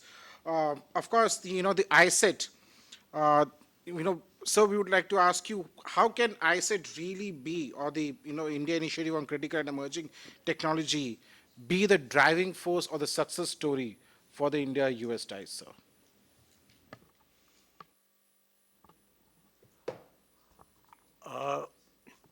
At the outset, thank you, Cuts, for giving me this opportunity to be here, meet a large number of old colleagues, and sit next to somebody who says he's a hardcore Tamil Nadu or hardcore Chennai man, somebody who's hardcore North Indian man, to come and sit and share this platform, to share some views.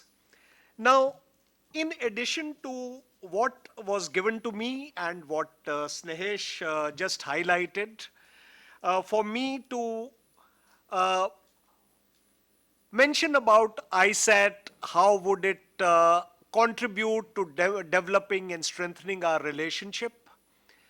Well, I would digress from the script that I had prepared, but since a large number of co-panelists and eminent opening speakers have spoken before me, and they've, a lot of thrashing has been given to DTTI and lots of other things that we did not achieve. We did extremely badly.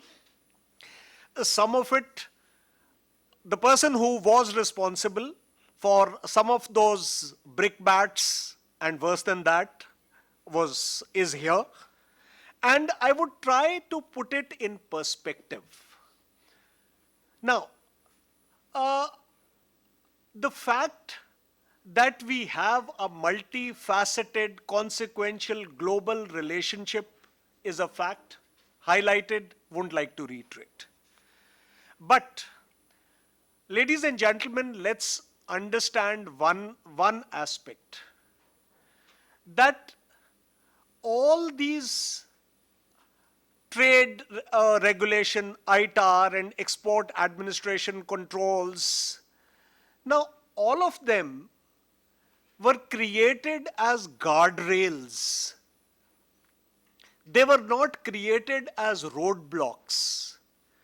And what will take to overcome them is not only technology, not only trade.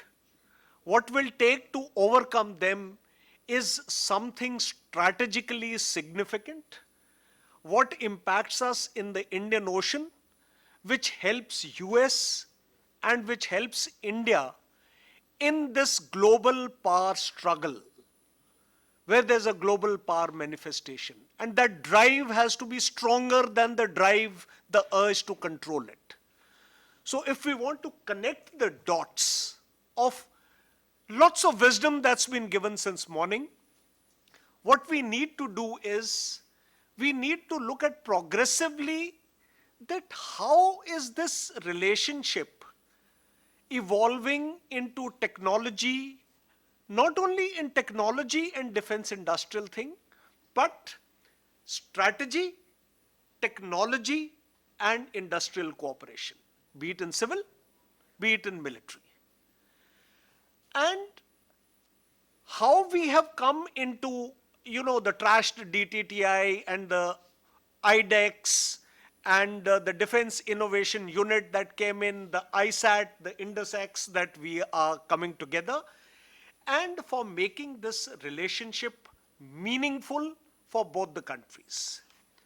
Now, since morning you've been hearing it, and it would be amply clear to you that if I was to put it, there are primarily three drivers. Number one, look at it from the US perspective. The driver is of harnessing the Indian qualified talent. We have plenty. Next 10 years in the semiconductor industry, according to CSIS study, you need about 350,000 people in next 10 years, and 70 to 90,000 people for the fabs that are under construction today. You need them, and this is how we can bridge the technology gap with China in a telescoped time frame. Now, we do it by broadening our technology, by our core research, core development, by getting economies of scale with the size of market that we have, and making the supply chains resilient on both sides. I look at it from Indian perspective. Now here, yes, we are getting technology, we are getting investments, we are getting opportunities to do research, the facilities that we don't have in our country. And we are obtaining access to all these advanced facilities. We are becoming part of the value chain. And of course, for a country like ours, jobs and economic growth are extremely important. And finally, it's support in our quest for Atmanirbharta. It's all fine. These are the drivers. They have become more of a reality today than they were yesterday. There is a genuine understanding of mutual dependence, and therefore we are cooperating and we are attempting to lower the barriers that we did not lower yesterday. Now, technology cooperation, now it has evolved. It is a very evolutionary process. It cannot be a revolution. Nobody gives you technology gift wrapped to be used. Neither can he give it, nor can we absorb it. Now, we look back at 2004, next step in strategic partnership, 2014-15, we went on to operationalization of DTTI. Now, this DTTI, I can answer it in question answer session. It has not failed, it has evolved. It has evolved into what in 2018 we went in for that memorandum of understanding that memorandum of intent that we signed between the Defense Innovation Organization and our IDEX and the Defense Innovation Unit on the US side. We went in for it, and then 2022 and 2023 we went into ISAT. Now they have grown, and the other eminent members from DRDO sitting here would bear this out, that it was much longer earlier than the ISAT that we started talking of cooperation for GE414 engines, whether it was the HAL or it was under the ambit of DTTI. So this is what has matured today. Now, and this is how it will proceed. Now, a lot has been said that these building blocks that we made or the major defense partner status that we had is not giving us a legislative authority. But let me just give you my perspective without contending some other perspective. What I just wish to say is that major defense partner, it helped us, and which got formalized under Title 10 and which got incorporated in National Defense Authorization Act of 2017. It gave us a smooth transition across Obama administration and Trump administration. We had a smooth sailing during the Trump administration, and today it's perhaps ISAT which will give us the strength, if we can build it, to have a smooth transition across the administrations. Now, today, DTTI, IDEX, DIU cooperation, they've got subsumed under ISAT. And the defense-related wing of ISAT is IndusX. We have these programs. We recently had this in November, just before the 5th 2+2 dialogue, where we had for underwater communication and regarding the oil spill detection and all. Now, they will build into it. Now, the biggest advantage of going into industry and this is that, gentlemen, 1998, take your mind back, we had started having Malabar exercises a little earlier than that. 5-6 years earlier than that. But come Indian nuclear test, you had plugged in something, you plug it out. Military exercise, I mean, somewhere Wing Commander Madhusudan, I don't really like his face, and we we fall out of each other, and we plug it out. We'll not have Yuddha Abhyas next year. But once you have had cooperation in innovation, when you have collaborated under IndusX, industry to industry, and when you have invested millions of dollars, you've seen it under ISET of how much of investment has come in the semiconductor sector, millions of dollars. Now, you can't plug it in, plug it out. It's a ballast that has been added to the relationship. That's how it's progressively maturing. And let me finish by giving just a few suggestions that, gentlemen, ladies and gentlemen, that we do not really move with short-term interests. We tried to show short-term interests in DTTI. I mean, I wanted everything, every technology, conceivable technology, I wanted it. And every conceivable trade, our friends in the US, they wanted it. They wanted privileged, non-competitive access to acquisitions. Both of us had grandiose, looking at it in hindsight, unrealistic expectations. They'll not last. It has already been mentioned. And we have to maintain trust. We have to cooperate in going ahead and in realizing. Let me give you just 5 points and finish it there. Give me just 2 minutes. That, we have great manpower. We've already realized it. Talented human resources.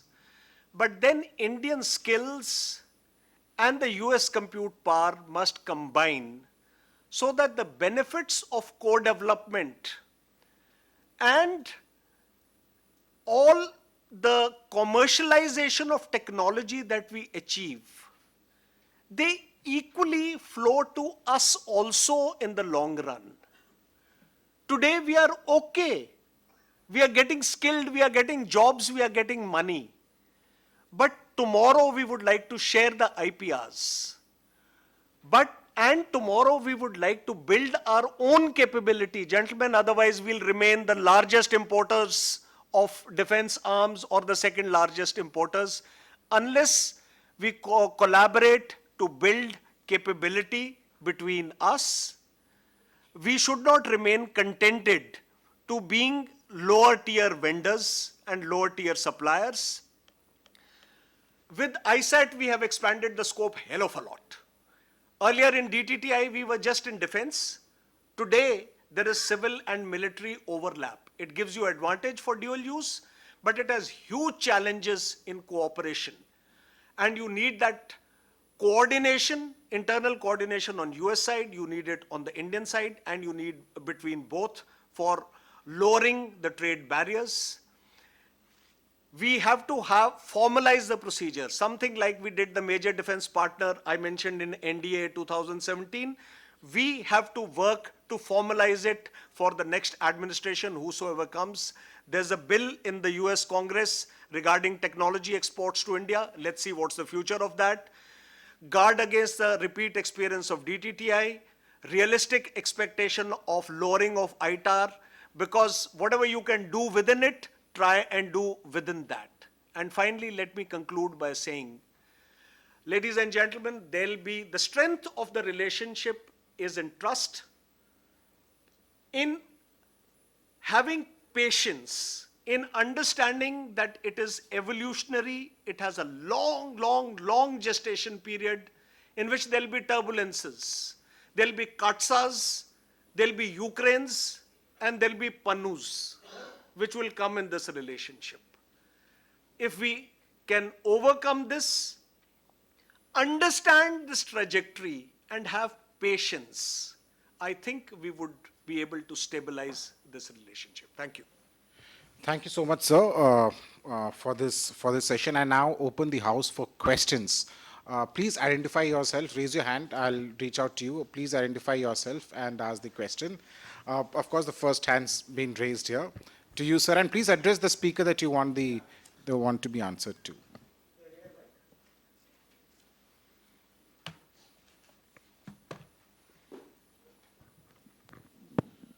Thank you. Can you hear me? Yeah. Just a question to four of the panelists. First one to Air Marshal Mateshwaran. I know he rightly brought out about the Rustam case. We had to drop it and move on to something else for whatever reasons. We went through the same thing when we had the HF-24, the story which is well known. So there's always a situation where you will be offered something better at a lesser price because of the commercial interest. Now, how do we overcome this? That's a serious challenge, because this is for the higher defense organization to look at this and ensure that our long-term products are interested and not be swayed by something which is on offer. So, Rustam's failure obviously will be analyzed separately. That's your question. For Mr. Balachandran, you spoke about R&D, which is a very valid point. The recent budget announcement has 1 lakh crore, which has been announced for R&D in the startup with phenomenal advantages which will accrue hopefully. So I would like to hear your comment.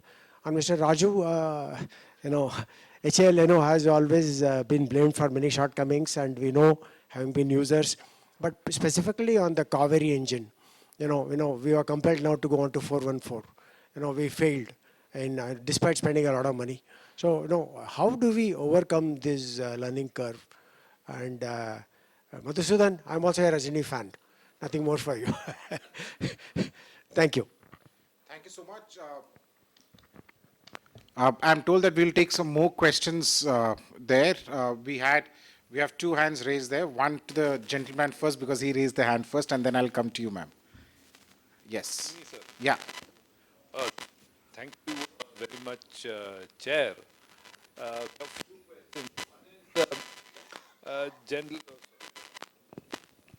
Thank you. So please identify yourself also. Sir, my name is Rishi Atreya. I am the head of strategic studies with Indus International Research Foundation and the editor of the yearbook. First question, I'll in fact address it to the last speaker, to Lieutenant General Ahuja. Sir, you said that Ukraine, Pannu, and Katsa will come.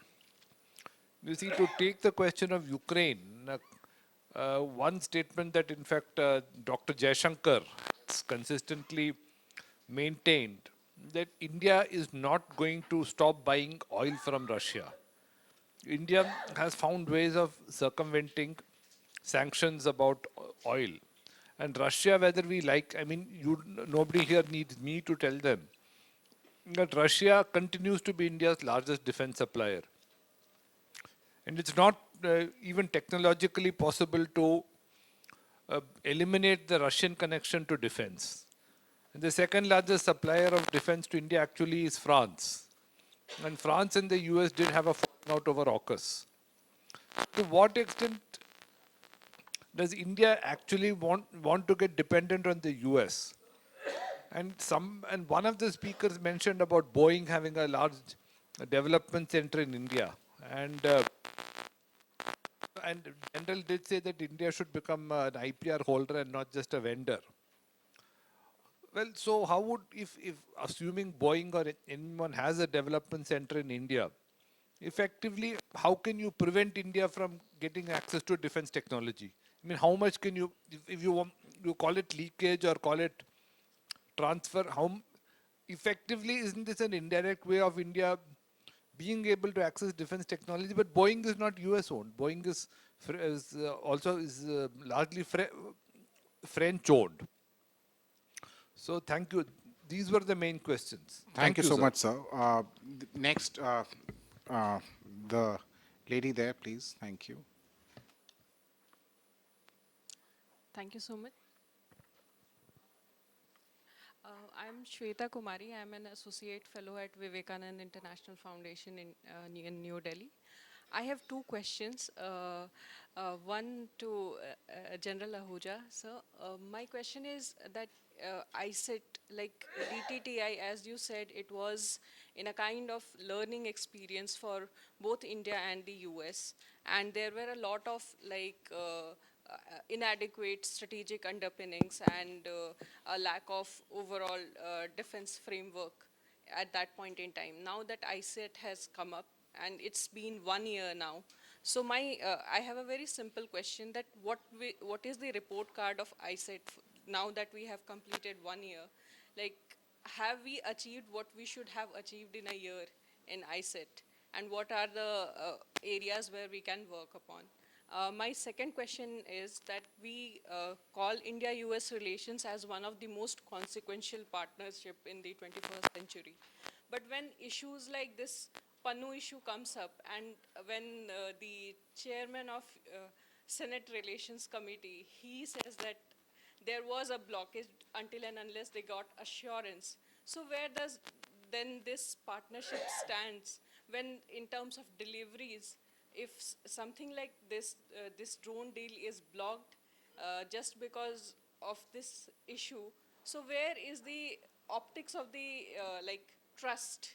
If we talk about, if we are talking about trust, where does that trust belongs, and where does that, in terms of narratives, where does this India-US relation stands when there is a constant irritant when it comes to issues like PANU, which directly impact India's national security sensibilities? So, thank you. Thank you so much. Any more questions? Anybody else? Yes, ma'am.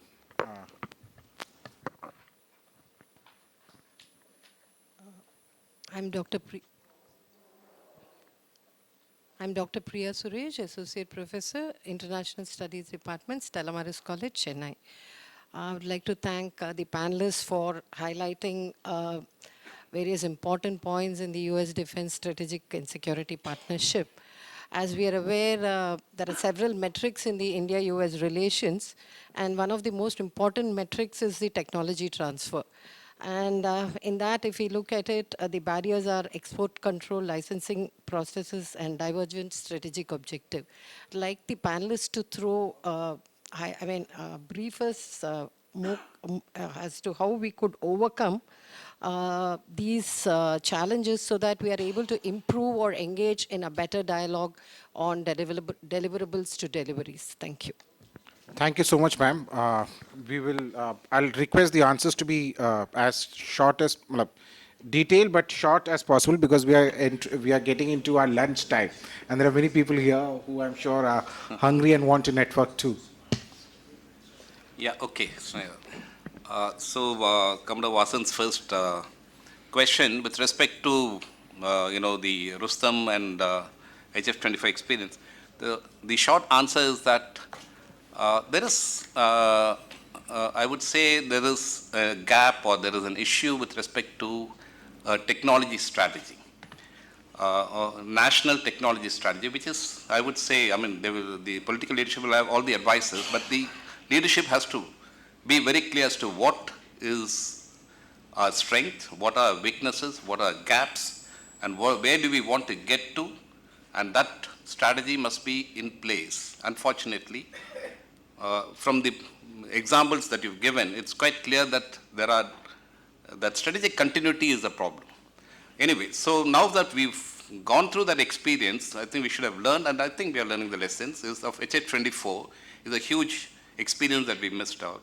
But now that Tejas is complete, the only way to go forward is to go through the derivative process of Tejas Mark II, which I believe will be the most, will be the backbone of the air power of both the Air Force and the Navy. And we should stick on to developing that in a big measure. And then, of course, the AMCA, etc., will come along. But more importantly, in the strategic continuity and the technology strategy part, I would like to cite an example, is that France is the example that I actually like most.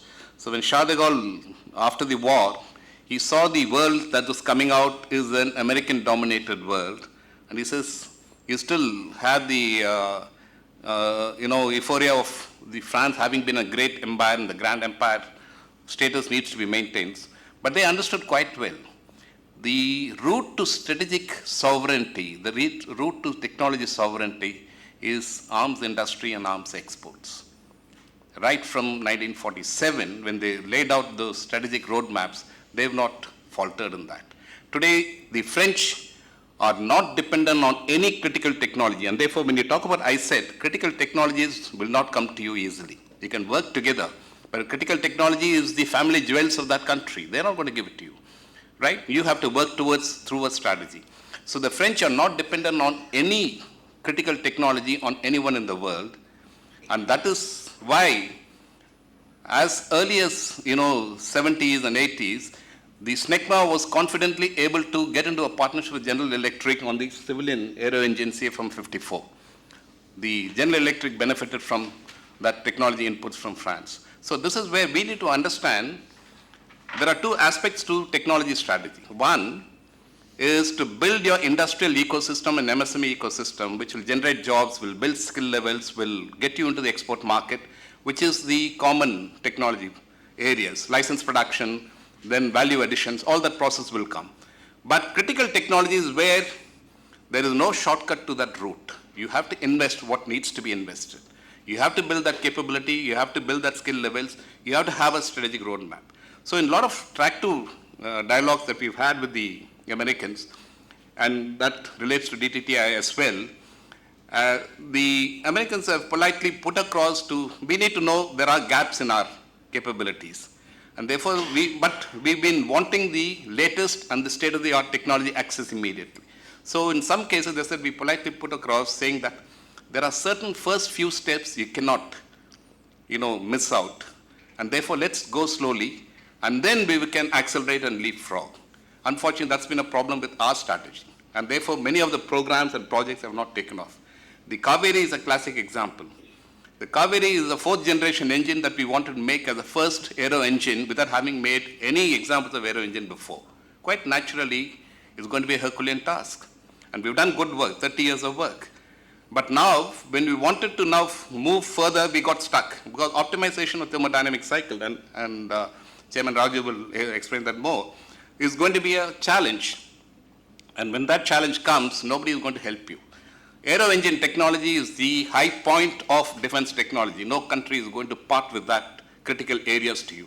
So when SNECMA said we will plug the gaps in 2008, and told GTRE and DRDO that we will plug the gaps and we will make Kaveri engine fully successful, we got into the dialogue. When I asked the question, I said, you're going to bring in your technology assistance, you're going to plug the gaps, how are you going to do that? So they said, the major problem is the thermodynamic cycle in the Kaveri engine core. We will remove the core, bring in the SNECMA core. I said, okay, that is your engine, it's no more Kaveri. No, but you've done the work, we are helping you. Then what will JTRE do? They will do the external part, the casing and the after parts. And so I said, how are you going to assist them? Because another part is access to 100 years of database that they built. If our designers work with them together, then they will learn enormously and they can leapfrog. So when I asked him that question, I said, are you going to, you said we will jointly work and jointly develop. Will our engineers come and work with you, delving into your database? And it was a lady who was the vice president. She said, no way. They will design, give it to us. We will tell them what is wrong. We will go give it back to them. They'll rework. This is the process it will work. So no country will give it to you. That is why when Chairman at that time, Raju said, we are now starting a 25 kilonewton engine work.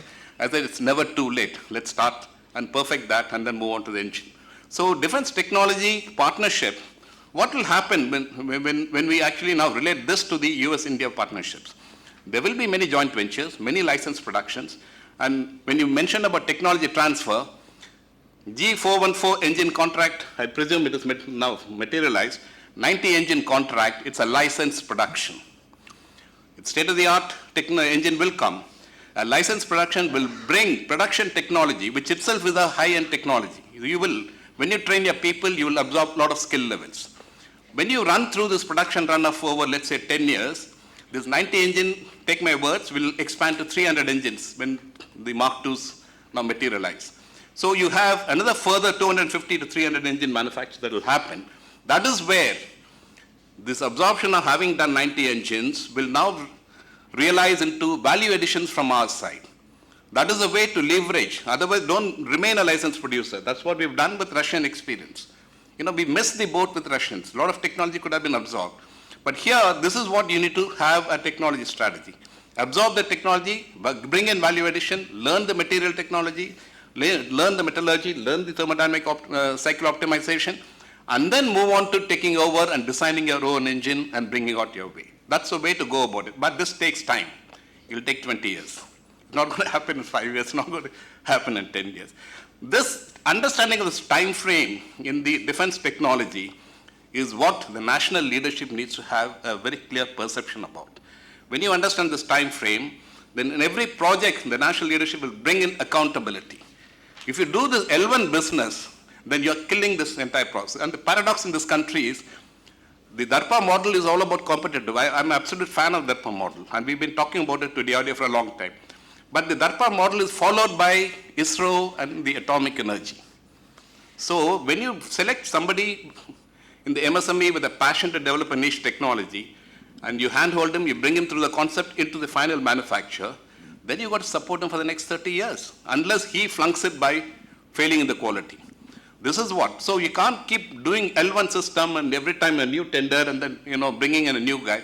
So the guy who's developed, won the first contract, doesn't have a surety of getting the next contract. This difference is what needs to be addressed. And this is what not being addressed. So if the joint ventures in the US industries come and set up joint ventures here, and if they have to face the L1 system, not many will come. And that is what we need to look at. That again, a technology route gets, affected. I'll stop here. Okay, thank you. Thank you. Thank you so much, sir. Look,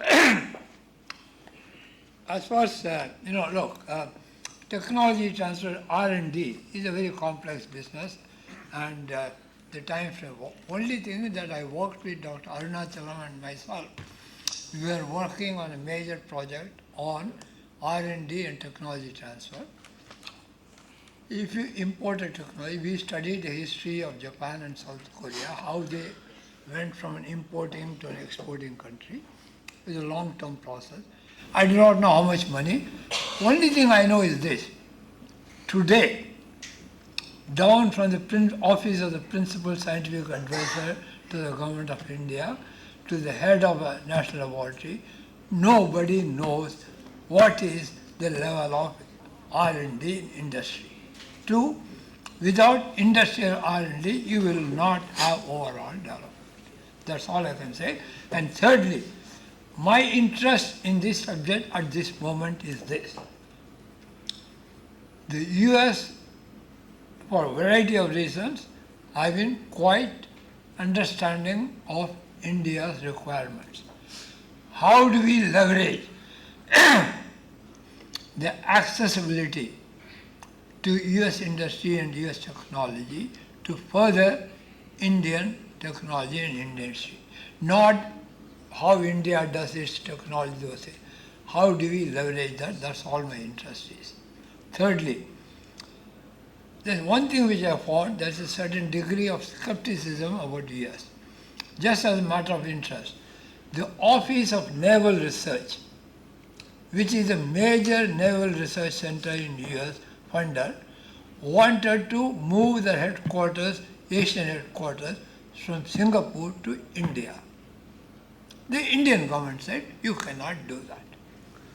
So long as you still have a residual suspicion about US, and which still persists today, I don't see any future at all.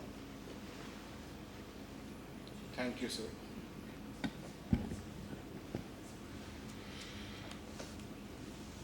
So first, I think you talked about the Kaveri engine, I think Marshall has explained. We did, from nowhere we come up and created an engine. There are 5 issues on that. For whatever reason, we can comment, criticize, read, whatever it can be. But for whatever reason in our country, we have not given importance to aero engines. Almost all the engines on the flying platforms of this country are imported, except one, PTAE, which is on the UAV, Lakshya, a small jet engine, which was created. And only stories that tell that HAL started in 1970 itself, an engine built up and then stopped. It's a big topic anyway. And there are senior scientists sitting at Delhi are thinking why India is not able to produce these engines and all. So all the nuclear scientists are discussing this at Delhi. I really don't know how far they would be going on to it. But then I understand, I'd been to a GTRE recently for some function. I'm sure that we'll be getting a good news in a year. What was aimed at, maybe I don't know whether I can speak that thing or not, but then I'm sure that they're going to make us proud soon in a year or 2 of it. And as it said, Marshall, the engine technology, which is the topmost this thing onto it, even if you change a person who is manufacturing that component, you need to requalify him. We are making 14 engines under license. Either it's Rolls-Royce or Snecma or the Shakti engine, right? You change a machine, the manufacturer, the OEM gives you a process how to do it. You have no liberty to change anything on the process. The moment you change the process, I think if people would remember, Air Marshal will definitely remember Rolls-Royce making a noise on HAL on Jaguar aircraft engine. Just because we stopped the manufacturing process given by the Rolls-Royce and we used our own thing, right? So these questions do come. But then if the customer is with you, today we are at a very high level of confidence on the technology, right? Now, we never knew how to write a maintenance manuals for the fighter aeroplane.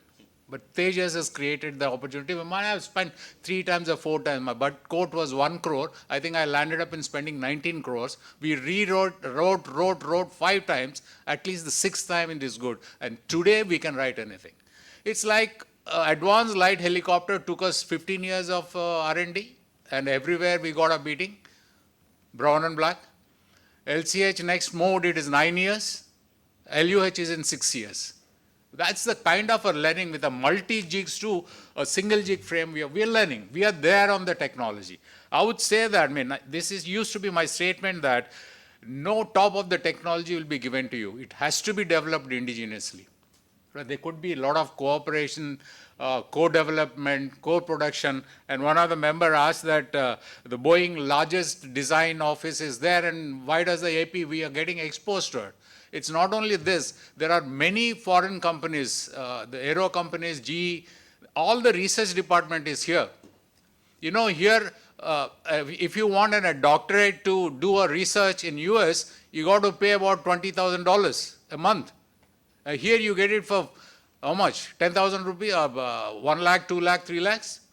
This is the kind of knowledge which is available here. But all these engines, back-end job is being done. All the parts analysis, thermal analysis is being done in Hyderabad. There's a company which does that. But we don't have aero engine designers in India. I mean, that way we can, reasons and arguments can continue to have onto it. But even if you have a research department's R&Ds here, IP cannot belong to you. You can't hold that IP. That's the problem. Right?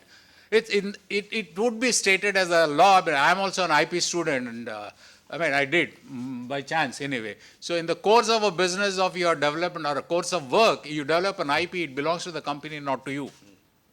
Right? And then as Indo-US relations, yeah, it's a big subject. I've seen this for last 3 decades. See, I was cleared by Government of India to go to US to assess a project which is India is buying. Right? Till 38 years of my service, even though I'm cleared by Government of India, I never got visa to visit USA. Okay? It's for those 2 days or that particular trip. Now, I used to say that, I used to fight with the ambassadors and all, if I have not the choice of selecting my vendor or the man who's selling me, if I don't have a choice to see him and talk to him directly at my will, what kind of a business you can do? As simple as that. But now things have changed. From 3 decades, I'm seeing that initially we used to get a pink slips. Anybody HL goes, you get a pink slip. Some lucky fellows used to get. Today, after discussion, they say that we go stand near the window, they'll say, please give us additional information, we'll give you. But at least now we get this visa for a small period within 8 weeks of time. So there is a change. And if it is not listed under ITAR, you can get anything from there. One example I said, we used to, we were trying that one trainer aircraft which need to go for an inverted flight, and then there used to be a parachute onto it. When we talked in India, that was a challenge for me that I said I'll develop in 3 years. So the parachute system itself, they said it will take 3 years, an Indian government agency which is stated that, no, we'll develop, but it will take 3 years. On a 2-day visit to US, I went across a company, and then suddenly we thought that fellow can do it. We gave him an order, right? In 6 months, he developed and delivered. So, wherever there's some, suddenly, of course, 6 months when they are delivering, and suddenly they came to know that it's going to be used in HCL, and some cartridges were missing, but of course, we pulled it out after 3 months of this thing. And Madam, last TOT you're saying, transfer of technology depends on how we define it onto it. See, it is the OEM earlier all along. My first trip was 1986 to bring technology to India on a fighter aeroplane accessories. I know how I was treated at that time. Okay, I'm fresh enough of 6 years of my joining HCL, went there. I know how 46 industries I visited, I know how I was treated. But today, we are very strong enough. If I sit on the table and discuss with whoever is trying to sell me, and if I stand up and I say I'm not in agreement, all on the other table will stand up. Right? To that extent we have come. But then it's again government to government. How well, see, the man who spends billions or millions of rupees can't be giving you everything to you. Right? You may get a 60G accelerometer, you want it, but then they'll give you 20G accelerator, not 60G. So there are, it's again depends on how well you can negotiate, and depends on relations between the 2 countries. I think I'll stop there. Thank you. Thank you so much, sir. Over to you, sir. Please.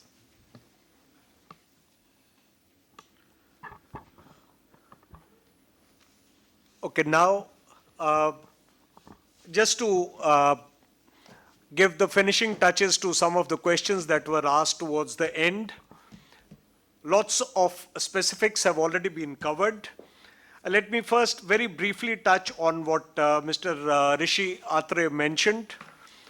Well, yes, Russia has its place, US has its place, France or anybody else has its place. And it would be incorrect for us to consider either of them a substitute. I'm not talking of larger framework. Obviously, they have their own place. But even in the field of defense, where we have, if I was to pick up top partners, we'll have about 4 of them, all of us know it. none of them is a substitute.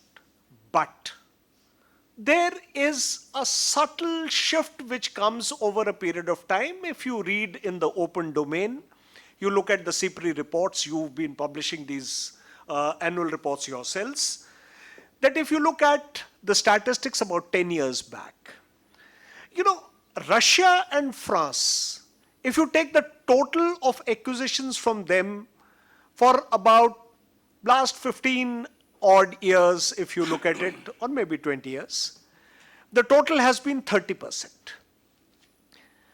Till about 10 years back, it used to be Russia in the region of about 24-25%, and France 5 to 7%. That used to how it used to make total of 30. But if you look at the very latest CPRI reports, you will find that this percentage, Russia around 12 odd percent, and France about 14 or 15%. So what's happening is, as the things change, as our operational requirements change, as our experience changes with the equipment, there is a subtle shift which is not a strategic kind of shift. Now your question was, who would be our dependable partner? And now Dr. Swarn Raju has already mentioned about these centers being, whole lot of these centers being here, but we not getting access to the developments that are going on. Gentlemen, let's understand one thing. Even today, the way US works, I mean, it's a reality that we have to accept and we have to move on.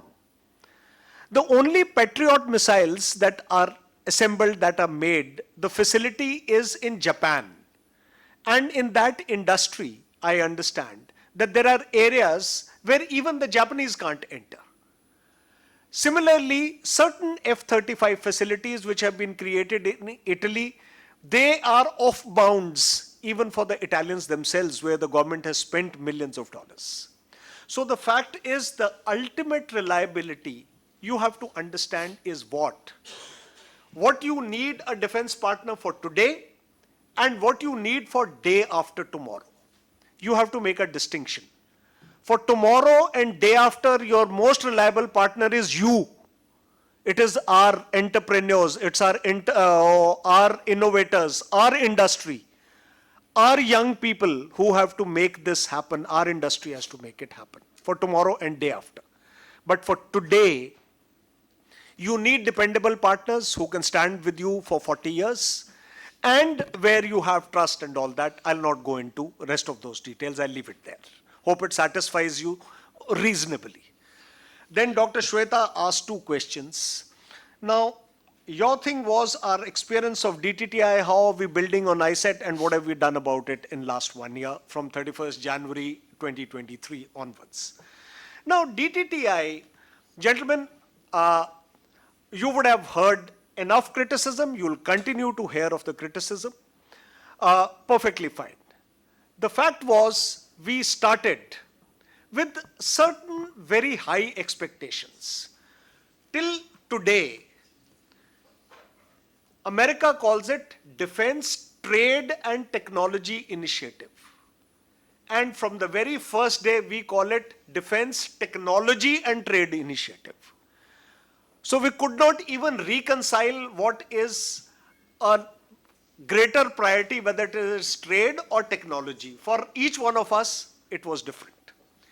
The second was, we always said that we do not have a buyer-seller relationship. And we rise above that and develop each other's capability for meeting the common challenges in the Indo-Pacific, etc. The fact is, there was an expectation. There was an expectation that technology will come unrelated to something, it will come gift wrapped to me. And the expectation was on the American industry that they will get non-competitive access to our billions of dollars of acquisition process. The list was laid out very amply by Wing Commander Madhusudan. So that expectation, it did not let us realize the true worth of technology cooperation. And finally, when we said that we lower licensing barriers, we lower technology barriers, I already said, they were not roadblocks, they were guardrails for respective countries. Neither would we change our procedure, nor would they change their procedure. And here, the highest level of interaction was at the Secretary Defense Production. And there, Under Secretary of Acquisition, Trade and Logistics, then, which was combined, it has been diversified into two Under Secretaries today. Now, this was not good enough to push the system to change. Now, what has happened as we've gone to ISET? This level of pushing has gone on to the NSAs. So they can push it. The scope has increased in the civil and military technology field. We had about 8 or 9 when we started off earlier in January last year.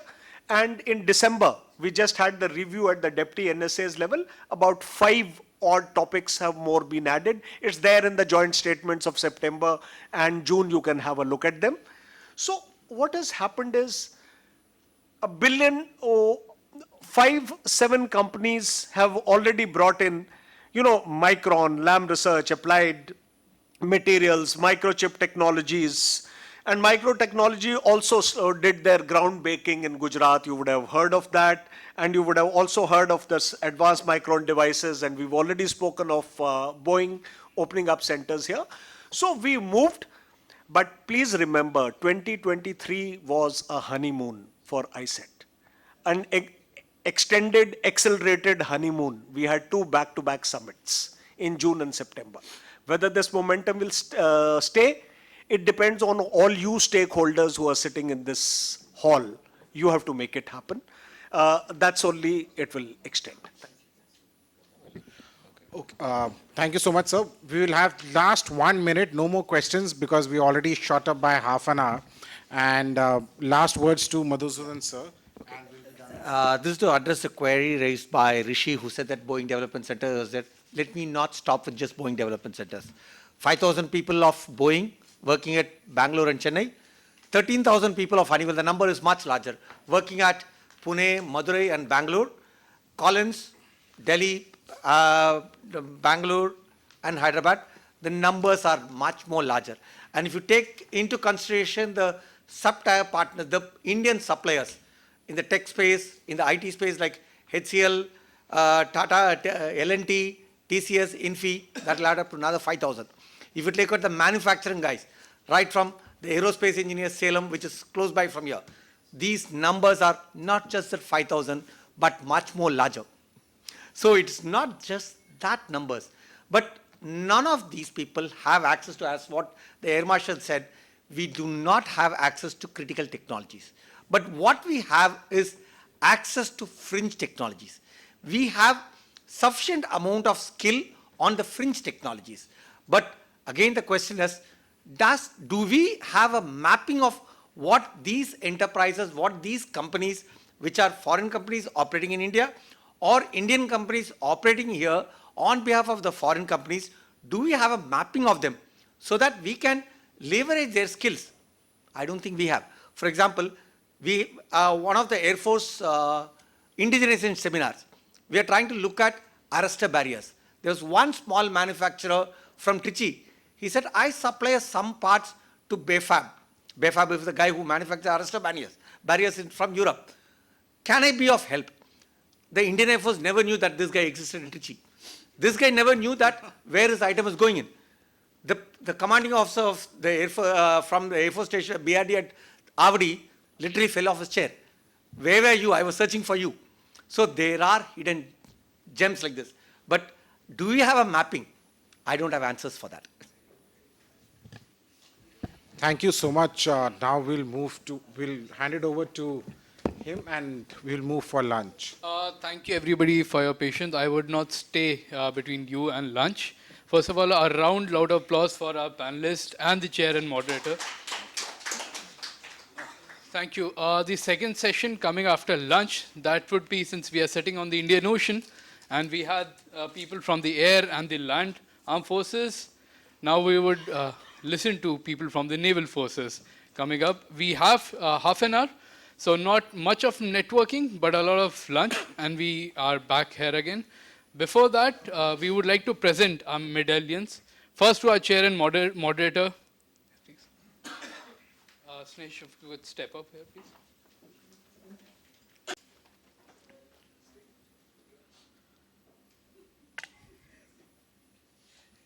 To Air Marshal Mathusaran, sir.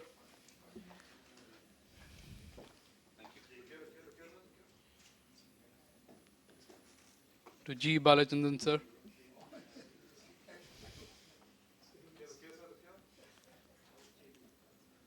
To Dr. Swanu Raju.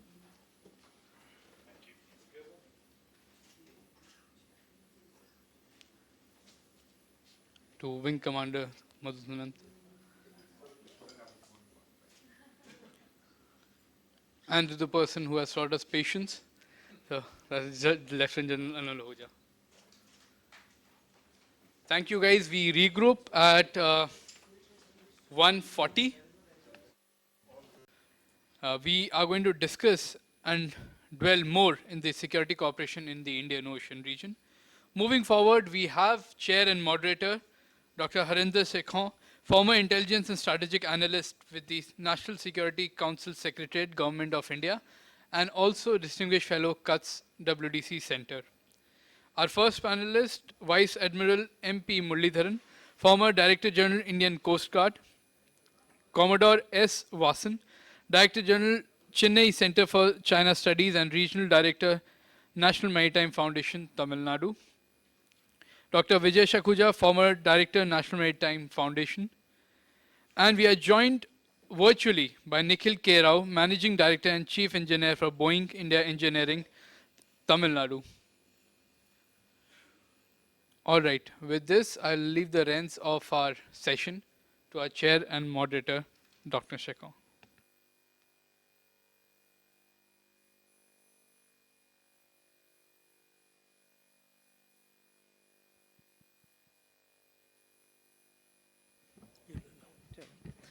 Good afternoon and welcome to this session. I hope we have an engaging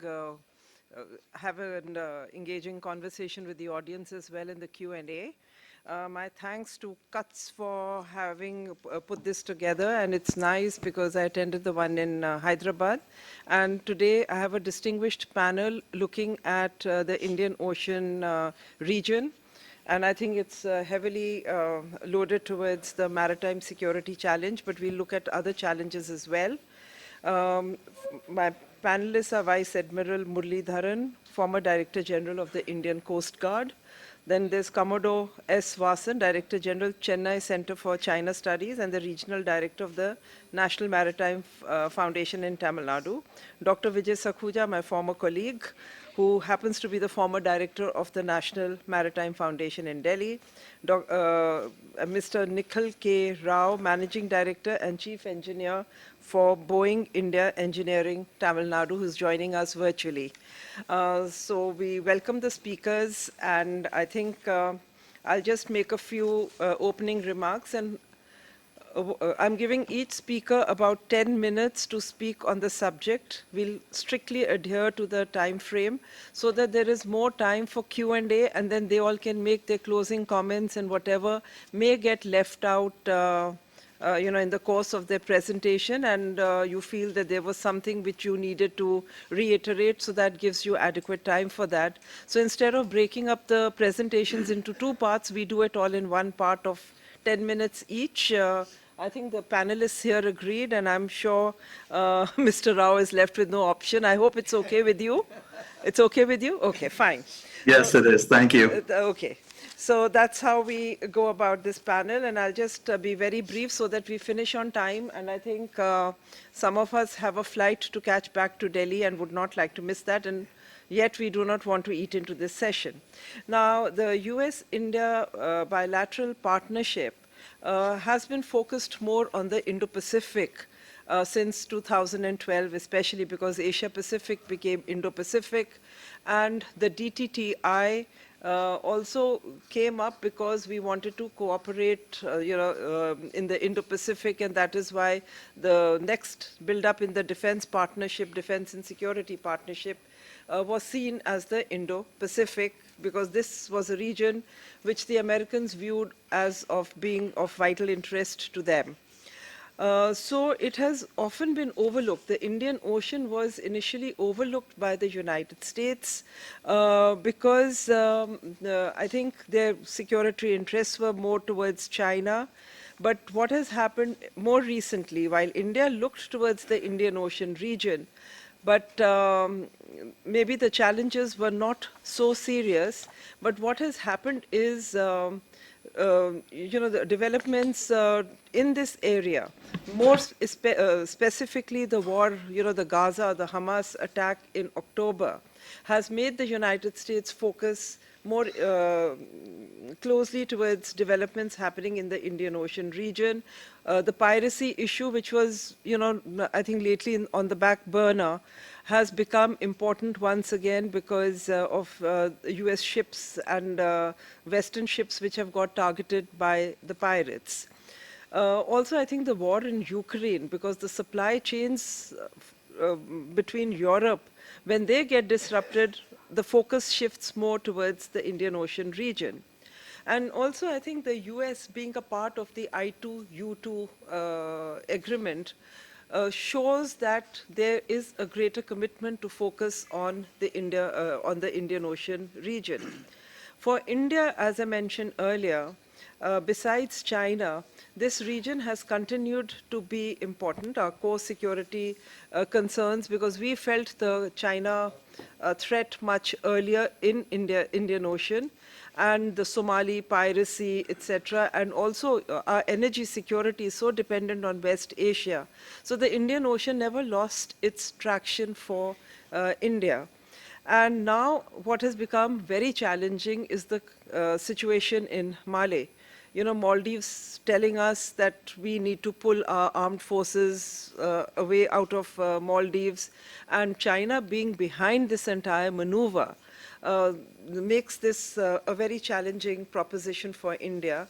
And that is why I think we've been successfully been able to sensitize the United States, and we've been doing work with France, joint patrolling, etc., with France in the Indian Ocean region, and also some work with the United Kingdom. So all that is, I think India is trying to reiterate those alliances, not really alliances is the wrong word, these connections, and trying to forge closer cooperation to find a proper response to these challenges in the Indian Ocean. There are challenges in this region, and I think I would request my speakers, like we know that since 2015, the US and India did look for a they came up with a joint strategic vision for the Asia Pacific and also the Indian Ocean region. So there has been talk between India and the United States, but nothing much was done. And the key challenges here are firstly that the US partnership, which is very robust in East Asia, with the countries of East Asia and the Indo-Pacific region, they have not been able to develop these synergies in the Indian Ocean region. There is a gap in their engagement in the Indian Ocean, and also the Chinese investment in this region has far outstripped the investments made by the United States, be it the port infrastructure, as we have seen in Hambantota in Sri Lanka to Bagamoyo in Tanzania. The US is lagging much behind China, and the Chinese companies have constructed and they continue to operate many of the ports across the Indian Ocean as part of their maritime Silk Route strategy. And this is something, I think it came up in the discussion in the morning as well. The Chinese have this single purpose determination, and they have the patience to look at things, take a long time perspective, and continue. They don't stray from the course. Unfortunately, India has been talking about it, and I remember when I was in the NSCS, we talked about reverse engineering. The Chinese have moved ahead, but I think we've not even made a start. We're still talking about, what are the problems, what are the challenges, what is the way ahead. And I would request my speakers to look at this US, strategy in the Indian Ocean, which is split between Indo-PACOM, CENTCOM, AFRICOM. Does this really hinder strong cooperation in the maritime domain or security cooperation in the Indian Ocean region? Because the US interests are diversified and their engagement is all over the world, whereas the Chinese have just one purpose: to challenge America and India, not to let India emerge, to challenge the United States where they can. They do not take up any responsibility globally, but they are only a challenge. So I think there are these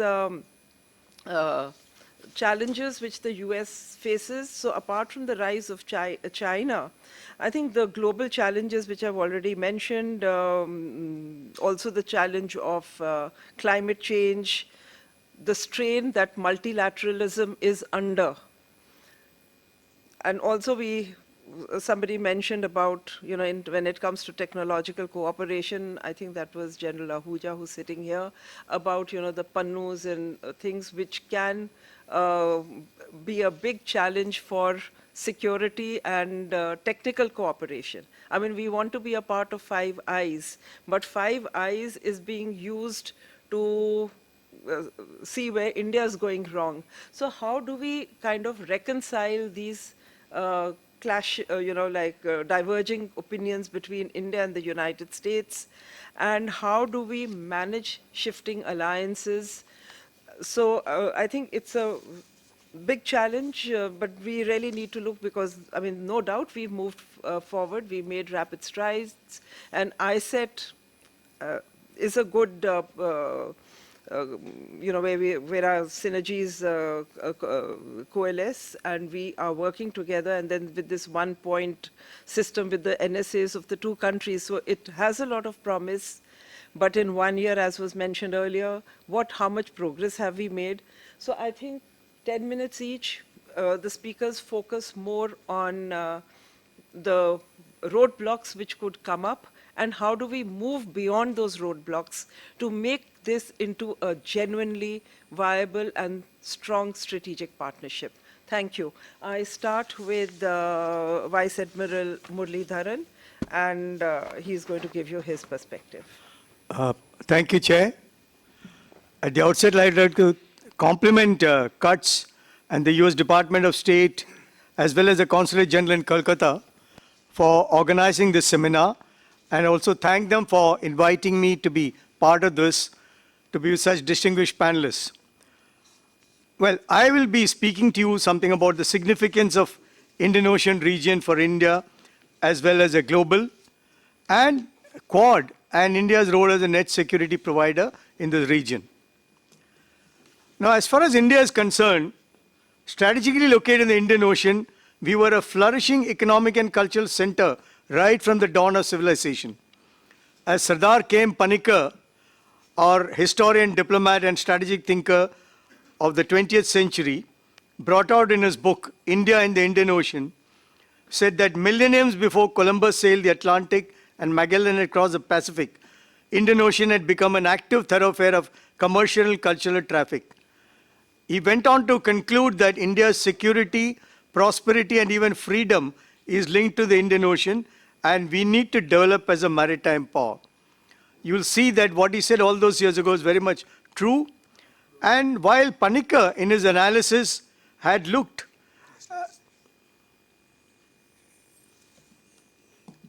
this is the Indo-Pacific slide. I'll just leave it on there. And actually, Panikkar had looked at the works of Admiral A.T. Mahan, Alfred Thayer Mahan, who was a US naval thinker and historian of the 19th century. And he had actually, in his treatise on the influence of sea power upon history, he had taken the period from 1660 to 1783.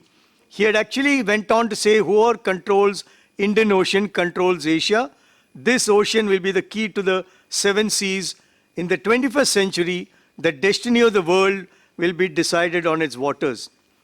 While Mahan had spoken of Indian Ocean, what happened was the emergence of a multipolar world at the end of Cold War, the expanding globalization, and the interlinking of economies all resulted, and with the Asian economies developing, the movement from the Arabian Gulf and the Africa area of the metals, minerals, etc., to other parts, all this increased the shipping in this area, and Asia-Pacific developed as a region, and the term Indo-Pacific emerged, linking both the oceans into one strategic area.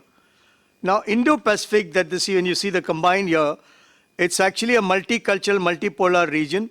Nearly 60% of the world's GDP and 65% of its population. The maritime trade transiting through it is enormous. Energy flows. Persian Gulf has about 60% of the world oil, but 26% natural gas reserves. Major oil arteries. In fact, the UN Conference on Trade and Development roughly calculates that 80% of the global trade by volume and 70% by value is across the seas. Of that, 60% passes through the Indo-Pacific, with South China Sea alone carrying an estimated, that's that greenish area that you'll find, has been containing nearly 1/3 of the global shipping. Now, these waters you'll find are very critical for China, Taiwan, Japan, South Korea, and Straits of Malacca by linking everything. And all major world powers have a stake in this. As far as, in case of India, bulk of our trade is by the sea, about 90% of the trade by volume, 70% by value. It's about $750 billion. And out of which, about 5 trillion passes through the South China Sea, 55% of our trade. And it's about roughly 12% of our global trade. Now, as far as US is concerned, their recent report that they brought out of the Indo-Pacific Economic Framework says that US has 13 partners in the region, which includes India, and its trade in the Indo-Pacific supports more than 3 million American jobs and is a source of nearly $900 billion in foreign direct investments in India. Now, at this stage, let me say that the vision of Indo-Pacific slightly varies. Now, if you see, now most nations, including US, views it as from the coast of India, that's a green circle that you find extending into the America is what they look at. But as far as India is concerned, it covers all the way to the African coast, because for us, it's a very, very critical region. And as our External Affairs Minister said at the Indian Ocean and Delhi dialogue, India is increasing the area covered by its Indo-Pacific policy and to include the Western Indian Ocean and the Arabian Sea. This includes our neighbors in the Gulf and island nations in the Arabian Sea and Africa. So that is how important it is. Now, geostrategic value of the region would be very evident. You find US, UK, France, Russia, and many others operating. And what is more important, China has over the past decades increased its presence. As the chairperson already said about the kind of expanses they are being made, has actually become 21st century geopolitics centers Indo-Pacific region. And as you can see, we are virtually there at the center of it, controlling so many choke points from the west coast coming in, as well as Straits of Malacca and others. So therefore, this has also witnessed a lot of change in politics that has happened from Pacific Atlantic, as was in the last century. Today, it's purely Pacific Indian Ocean. Now, when you talk of, it will be very evident that the most important thing to safeguard here is the maritime security. And by the end of 20th century, it's very clear that the conventional wars have actually reduced.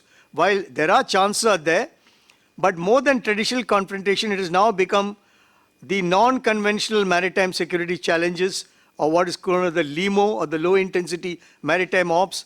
This includes terrorism, maritime terrorism, piracy, drug and human trafficking, gun running, poaching, or that is the illegal, unregulated, unreported fishing, and illegal gathering of sensitive seismic data, economic threats, and to energy security, economy, and now, of course, maritime fraud and cyber security have also become a big way. You already virtually now the last few weeks newspapers have been full of both piracy attacks as well as drone attacks and how the navies of the world are concentrating, and our own Navy and Coast Guard have been very actively involved in this. Now, China, as another thing, what has happened is apart from it care of anti-piracy and all came in, okay, China may justify that they have a lot of trade through the region, but the kind of thing it established a base in Djibouti, and then it came into all along looking at Myanmar, Thailand, Pakistan, Sri Lanka, United Arab Emirates, Kenya, Seychelles, Tanzania. So virtually, and is also trying to move into the island nations in the Pacific on the other side. So actually in 21st century, we can say there are very few areas of greater importance, which is put across by Prime Minister Narendra Modi at the Shangri-La Dialogue, when he said that the destiny of the world will be influenced by the developments in Indo-Pacific region. And he said India's own engagements in the region from the shores of Africa to that of Americas will be inclusive to promote a democratic and rule-based international order. We'll work with others to keep our seas safe and secure. Now, similar vision is expressed by US President Joe Biden at the Quad Leaders Summit in 21, when he said future of our nations and indeed the world depends on a free and open Indo-Pacific enduring and flourishing in the decades ahead. Now, when you come to, after you come to the, you can switch off the slides. After you look at one of the major initiatives that has come up on the concept of working together, because it'll be very clear that challenges, especially the unconventional ones, we need to look at work together. A Quad, or the Quadrilateral Security Dialogue, which is a grouping of 4 democratic nations, virtually on the 4 corners, India, US, Japan, Australia, came into being after the tsunami of 2004, when we worked together to provide humanitarian assistance and disaster relief. Subsequently, in 2007, they met on the sidelines of the Asian Regional Forum at an initiative of the then Japanese Prime Minister and visionary late Shinzo Abe. And while it was dormant for a while, it was revived in 2017 when the Quad officials met in Manila in 2017 on the margins of East Asia Summit. And they decided that we need to tackle together maritime security and counter-terrorism. It's developed a very practical agenda. There are 6 leader-level working groups looking at health security, climate change, critical emerging technologies, infrastructure, cyber security and space. Now they also started focusing on the Indo-Pacific Partnership for Maritime Domain Awareness. And the Quad is actually providing real-time marine data they want to link up together. They started what is known as the STEM fellowships in science, technology, engineering, mathematics to 25 young students from each of the countries to pursue and progress their degrees in US. And then, of course, the counter-terrorism, all leaders have been condemning it, and this is how it's been going on. And Quad partners regularly meet through the leaders, foreign ministers, Quad Sherpas. We've heard a mention of this in the morning. And all of this, and also today they have started interacting with the regional forums. Now, in fact, in September 23, at the UN General Assembly, when the Quad foreign ministers, they issued a joint readout reiterating their commitment to a free, open, and inclusive Indo-Pacific. Now, India has been involved in 2 other key initiatives for security. One was the Malabar series of exercise that had started well before the Quad. And then it started a bilateral between US and India way back in '92. Subsequently, Japan and later Australia joined, while China has always been raising concerns that Quad jointly against them. There are times when only 2 or 3 navies operated together. Even within here, when the Malabar series exercise, there was some political opposition some time ago. But all that has happened, and today, last time, in August 23, we had the 27th edition, which saw all 4 navies participating. Of course, the official stand is that we are committed to a rule-based international order. And if you see the 4 countries' economic and military capabilities together, it can definitely send a deterrent message to China or anybody else who attempts to disrupt things.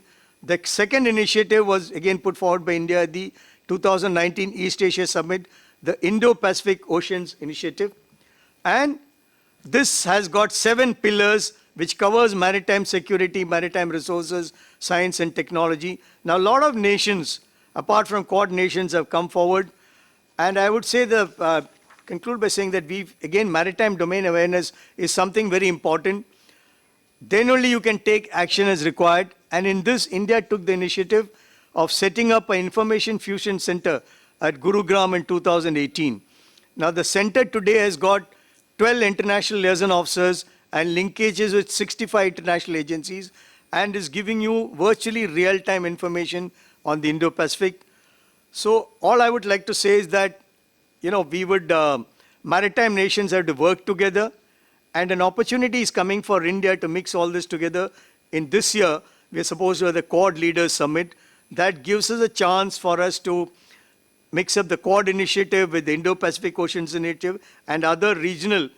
And a lot of countries, France is already working with us, Indonesia is working. So all countries want to come together and they look at India as a very stabilizing force. I'll stop here and we'll take on other questions. Thank you.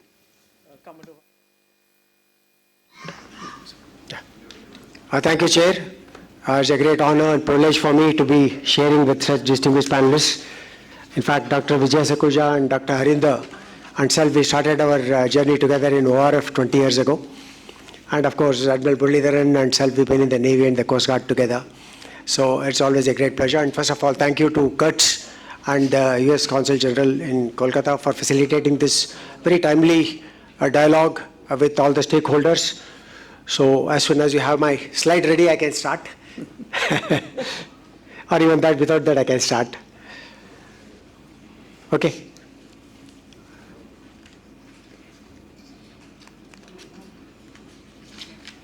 Which is the one? Melee, right, okay, thank you. Okay, these are the 2 topics that I'm supposed to cover in a matter of about 10 minutes or so. So I'll try and keep it brief. The first one is also about the impact of cooperation afloat readiness and training with the short-term CARET and the Southeast Asia Cooperation and Training, which is called CCAT, initiatives on the India-US cooperation. So how much has it delivered?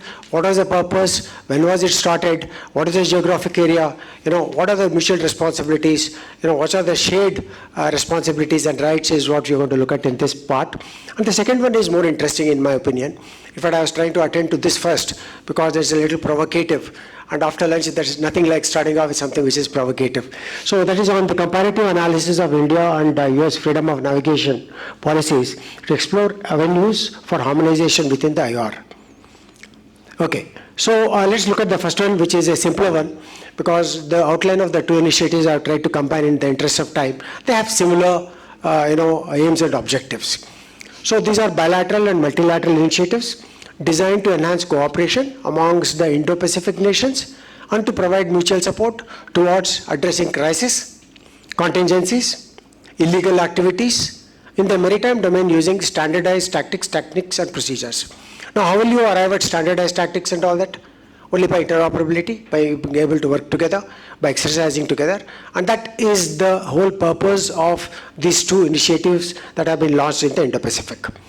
So this includes ashore and sea training evolutions that emphasizes the real-world engagements to enhance cooperation and maritime security in the Indo-Pacific. So, the good thing about this is, particularly in the recent past, is that not only is it totally military specific, but we also try to involve universities, other things, stakeholders, think tanks, Interpol, all these people have been brought on board, which adds to the quality of their response architecture, which can be framed based on the evolution of such exercises which are conducted at regular intervals. CCAT, very interesting aspect here is that the number of members are 20 and it's growing strong, and all these nations which are indicated here, there's 20 of them. I've highlighted India, which was participation with INS Kulish, one of our corvettes from Andaman Nicobar, here because this is the first time that India has participated in the CCAT. So I also tried to club them together into grouping, which you'll see that, these are the members. Quad plus New Zealand plus UK, Canada, France, Germany. So you have 2 European countries, you have Canada, you have New Zealand, which also have partnership with USA, UK and others. And then we have 7 ASEAN countries. Remember, whenever you're discussing Indo-Pacific, we also now increasingly refer to ASEAN being central to the entire scheme of things in the Indo-Pacific. Security, stability, prosperity. We acknowledge that ASEAN is central to whatever we do, and therefore we need to be engaging with ASEAN. So the fact that there are 7 ASEAN countries participating here is a welcome sign, because not only are they interested in keeping China at bay, but they also would like to refine their own procedures, tactics, so that they are ready and up to the task. You already seen the kind of challenges that are there with Philippines, with Vietnam, with Brunei, with Indonesia. With all these disputants, 6 in number, China has had issues, and they should be able to safeguard their own interests. And that's not going to come on their own, on its own, unless they have the best of the equipment, the best of the training, best of coordinating procedures. And of course, 4 IOR nations, which are mentioned there, which includes India. So this is the total number, and obviously, not only are they bilateral in nature, but also multilateral in configuration and content, and which helps these countries to evaluate their own capacity and capability and try and improve on general standards and also standards of interoperability, which is most important. So last exercise was conducted not just last year, and India was included for the first time, as I said. And what is the impact? This can be summarized in next 2 slides. One is, of course, from the US Navy Rear Admiral Chris Stone, who participated at that time, and who said, I view multinational force operations as the cornerstone of maritime security, which in turn contributes to peace and prosperity in the region and enables a free and open Indo-Pacific. Remember, people are quite bored with hearing this term, free and open Indo-Pacific.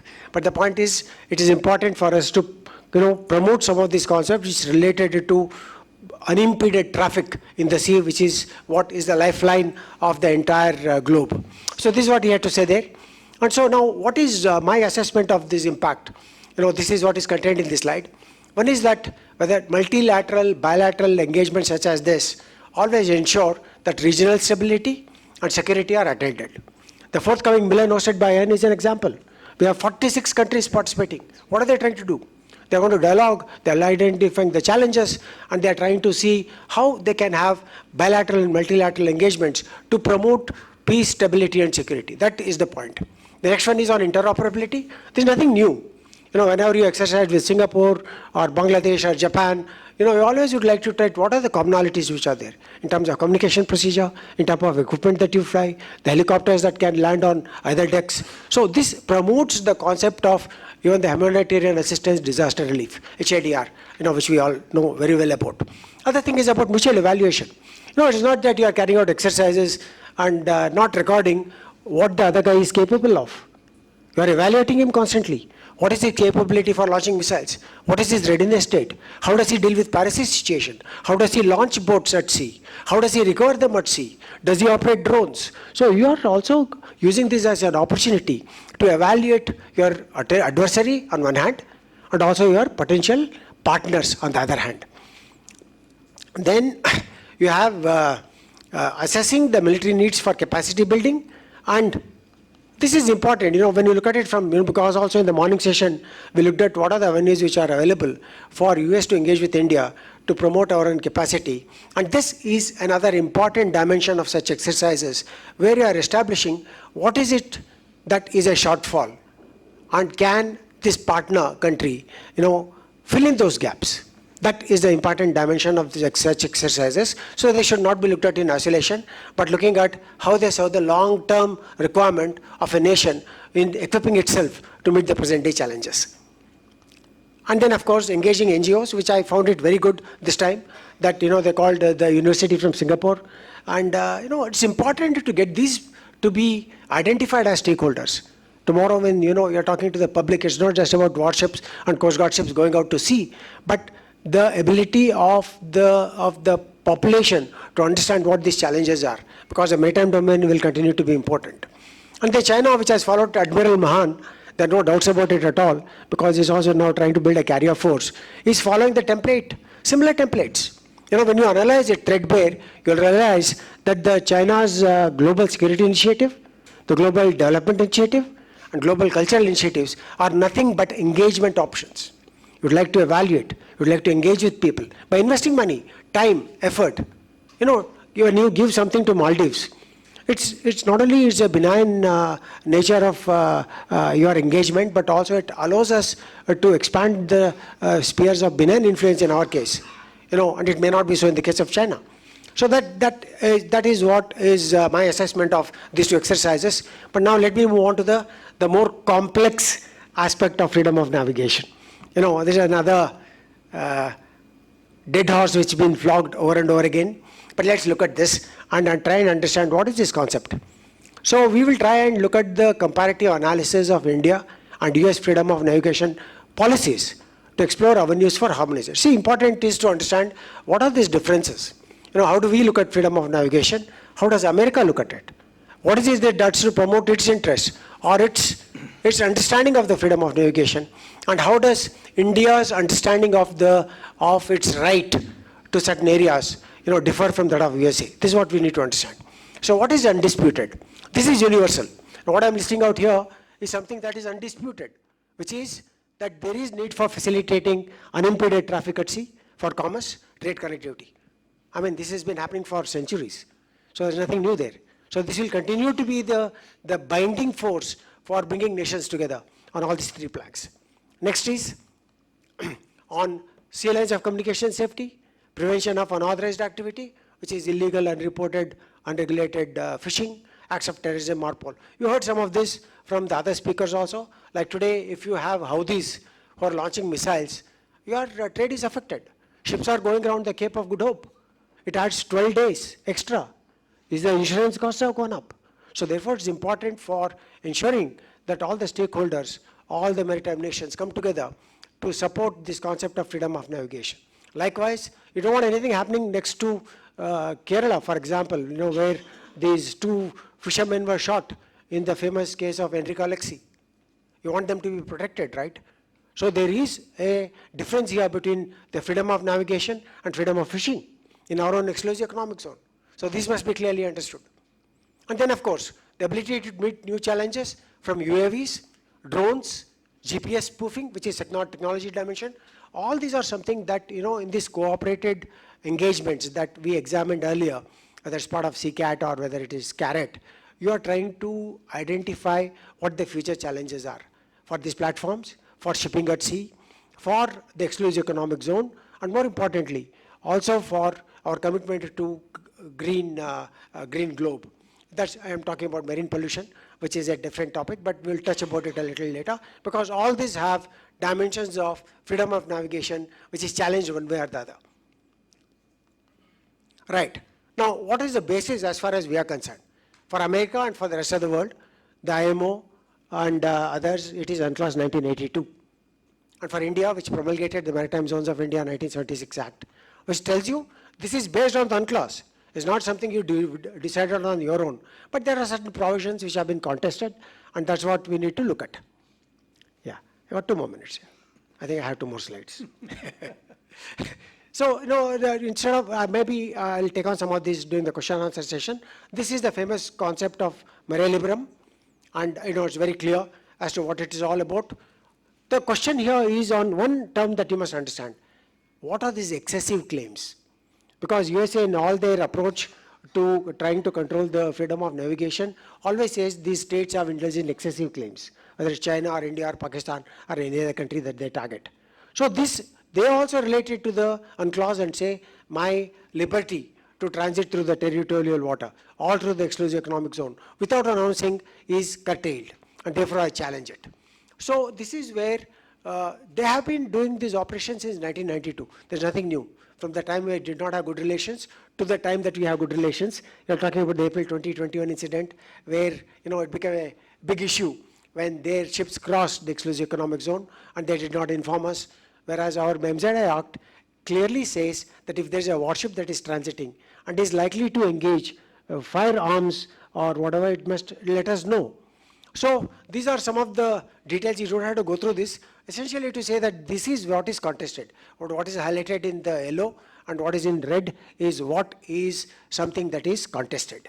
So similar ones have been listed from 1992 onwards till 2021, the latest incident which I quoted. So now what are the avenues for harmonization? That's more important. Remember, I would like to go back to what the Consul General said this morning. He said, we don't have to say we haven't done it before. So there is a need to start doing it at some time, which is exchange of information. If you are a Quad partner, it's binding on the part of USA to tell us what their ships are doing. After all, it's already there in the IMAC, which Admin Muralidharan spoke about. Already with the 12 partnering representatives are sitting there to tell you which ship is where. So why is it so difficult for you to tell you that my warship is transiting from A to B? So these are the questions. Therefore, we need to look at the rule-based order, need for ratifying rules and adherence. Please remember, while America is a signatory, he has not ratified the clause. So it's left loopholes out there. We can discuss this later. So here is very important. So I'm specifically talking about how India and US can harmonize this. You need to recognize and respect each other's position. Information exchanges are important. It's all available. And then confidence building measures to further common aims of protecting the global commons. We are in it together. What is the common aim? To protect the global commons. Whether it's sea lines of communication, whether it is fishing areas, whether it is prevention of piracy, all this is ours. The Quad network obviously is something that will help us. So with that I come to the end. So I thought I'll briefly tell you about what are the options that are available. Very logical, very rational, but it's just that both the nations need to sit together and work on how to build this trust. Thank you. Thank you.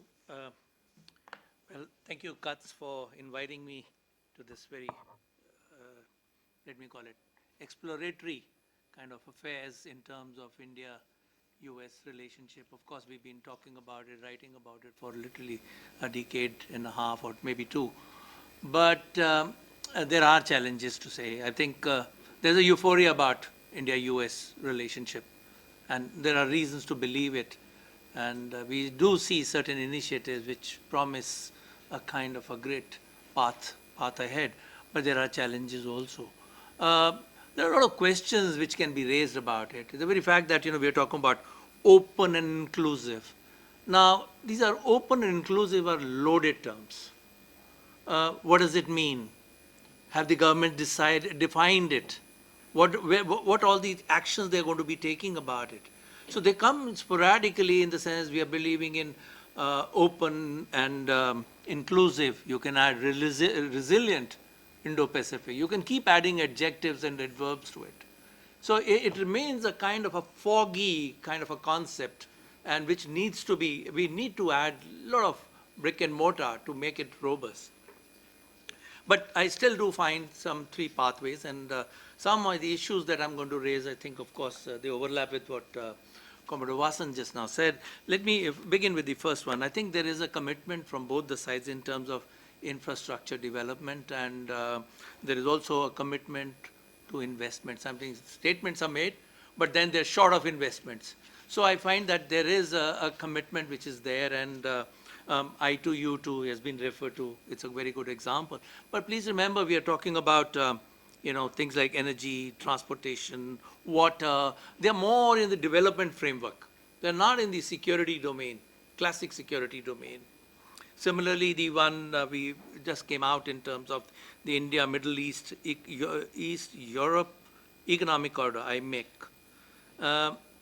Now, this is another very ambitious one. I think probably the whole notion about IMEC got dented. The Houth is thinking about attacking Haifa. Now, Haifa figures in both I2U2 as also in terms of the IMEC. So the moment there was some talk, the Houthis carried out the attack, I think the Adani ports probably suffered a setback, the market crashed and other things happened. So it's a very, very sensitive issue. How far will they be able to go? But sure enough, certainly these are targeted against China's BRI. Then another loaded concept, I think it is all, too many things are there in terms of rule-based international order. Now again, it has got to be defined. we say we'll take this action, we'll do this action, etc. There is no clear cut. It's referred to in joint statements, very fashionable to do that. It's talked about in speeches. But then what does it all mean in terms of where is that, what am I supposed to be doing? Those things are somehow, again, absent in this. Of course, it makes sense when you say in terms of rule-based international, again targeted against China.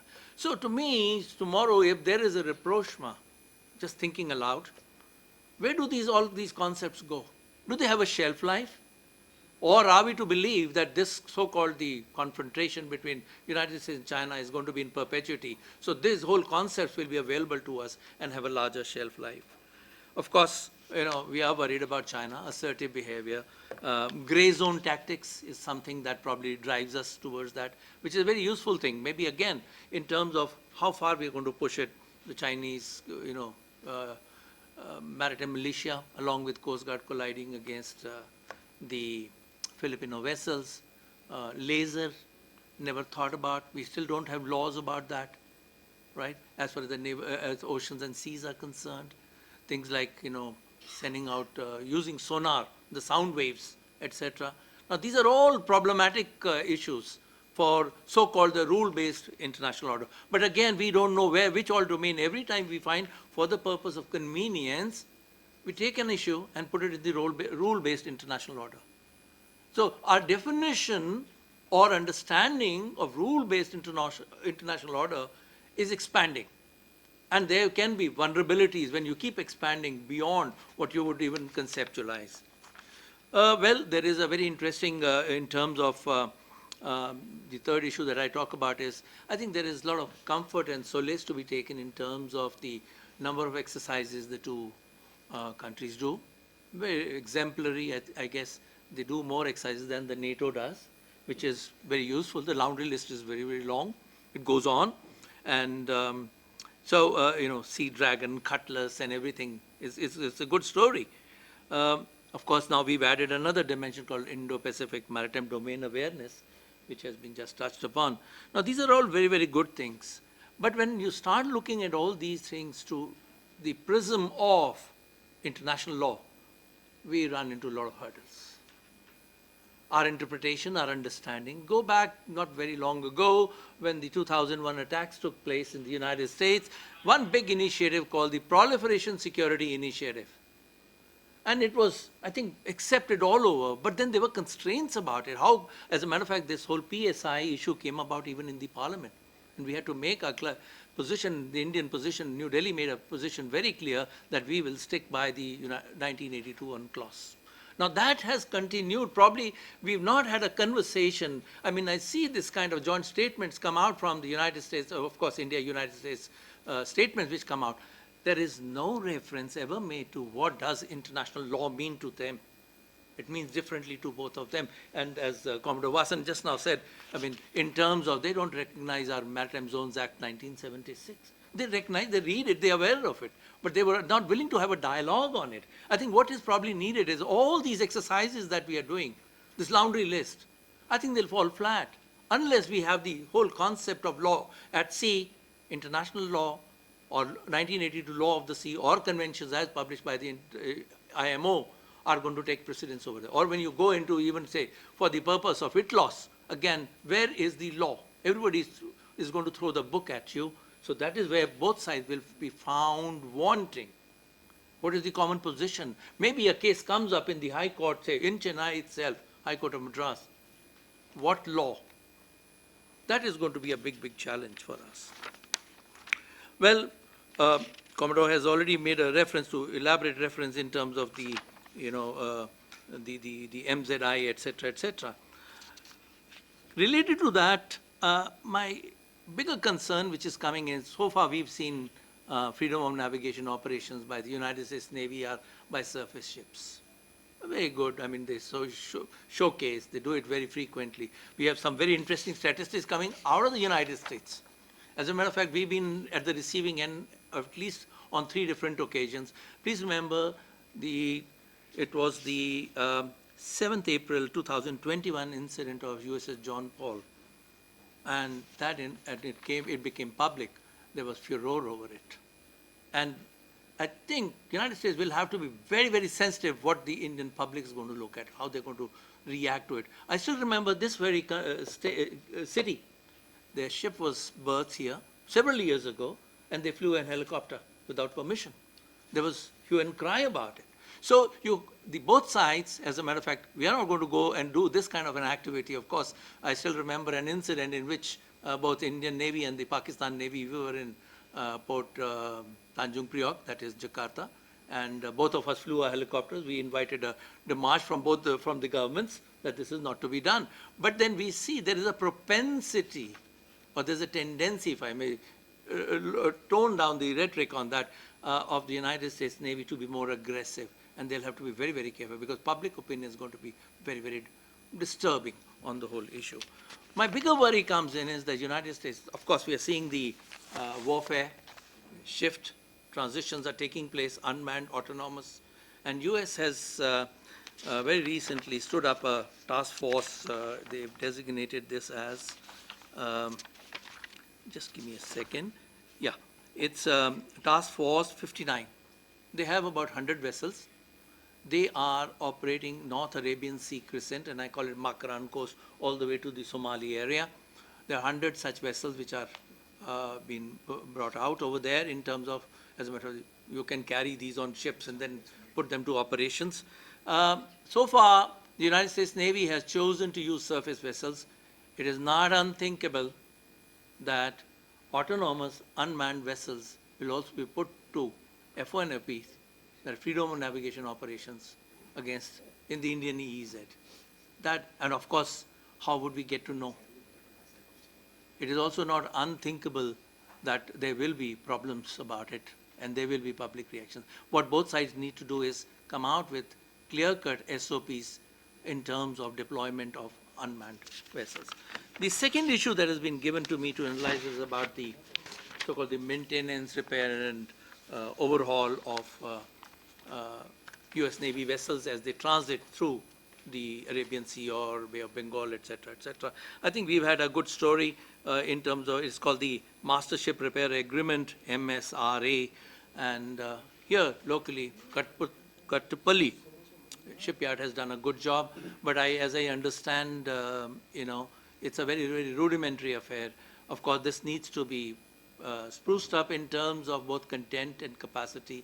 If really some kind of if India is to emerge as what we call as a MRO hub for matters maritime and naval. So what does it involve? I think it was not a very encouraging, I just got 40 seconds? Yeah, that's it. There we are. 140. Only 40. Only 40. I can bargain with them.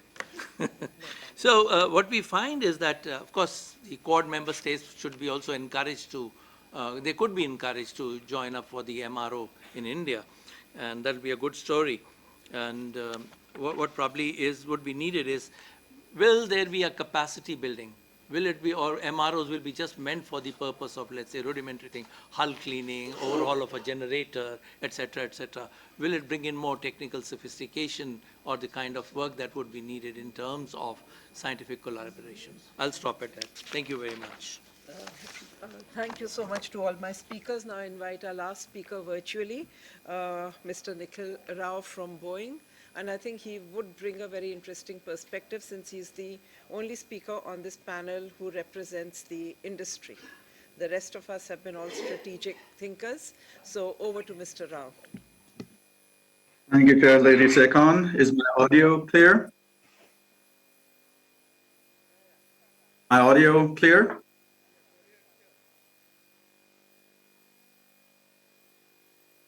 Can you hear me? Yes, we can hear you. Loud and clear. Thank you. Thank you, Chair Lady Sekon. And I want to start off with thanking the Consulate, the Consul General, as well as CUTS for inviting me to join the panel.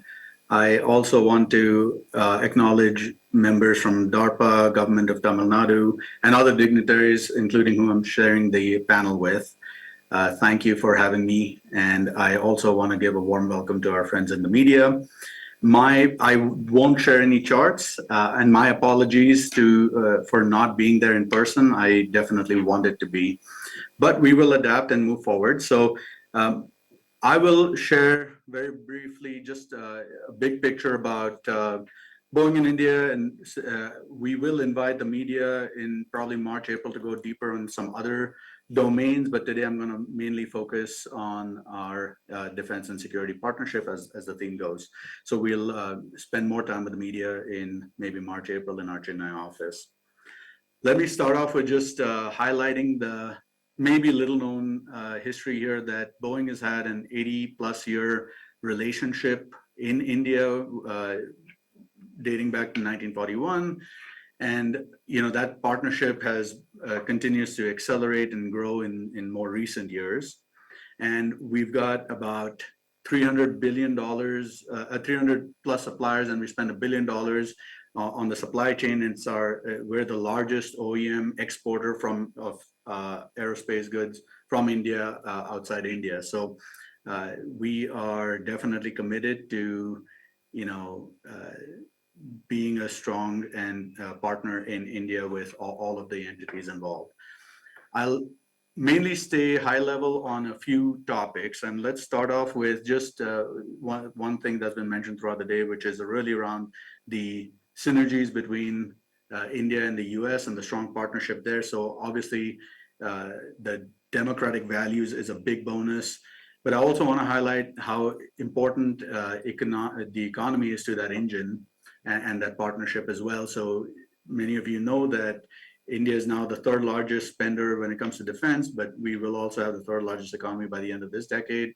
And by 2070, India will actually become the #1 economy in the world, and US #2. And so what we do together is going to change and shape the planet for at least another century or a couple of centuries to come. So that's really highlights the importance of forums like this and the good conversation we've been having. Boeing's been in aerospace and defense for over 108 years and working with militaries across the planet.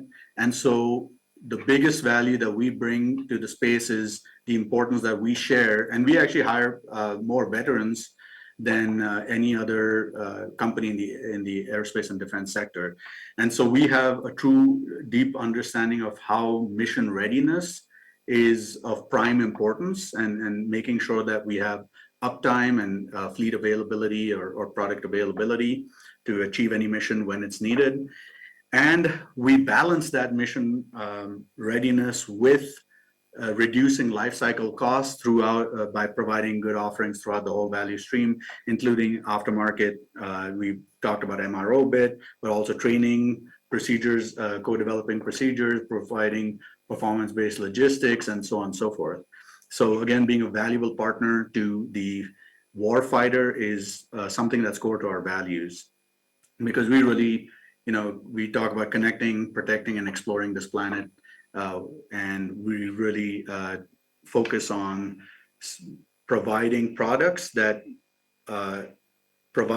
serve that mission all the way from the seabed to outer space, from undersea to outer space. And I'll talk a little bit more about that when I talk about modernization here. So we, I think Mr. Sakuja talked about Task 59 right now, and how the US Navy is experimenting with what I'll call a mesh network, where you have autonomous and non-autonomous systems.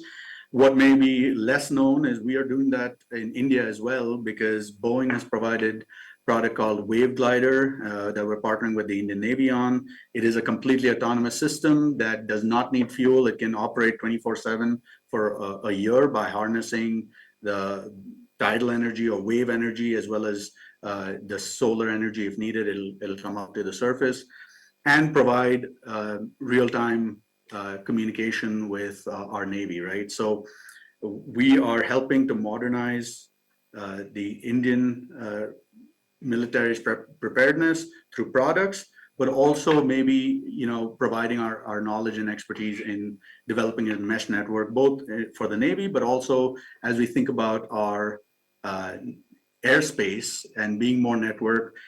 Just about 4 days ago, the U.S. government announced the $4 billion in sale of drones and other guided missiles to India.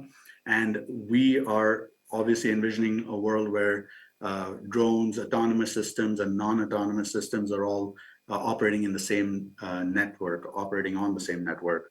And so Boeing has decades of experience in air traffic management and the next generation of air traffic management. And we are, as well as now, this mesh network with naval operations, and we can be of great partnership to the military apparatus in India. Related to that, we have just last month opened a new logistics center in Uttar Pradesh, because that is one of the defense corridors, where we spent 24 million USD to open a 36,000 square foot logistics center. And again, that will help with mobility and keeping, maintaining mission readiness for the region.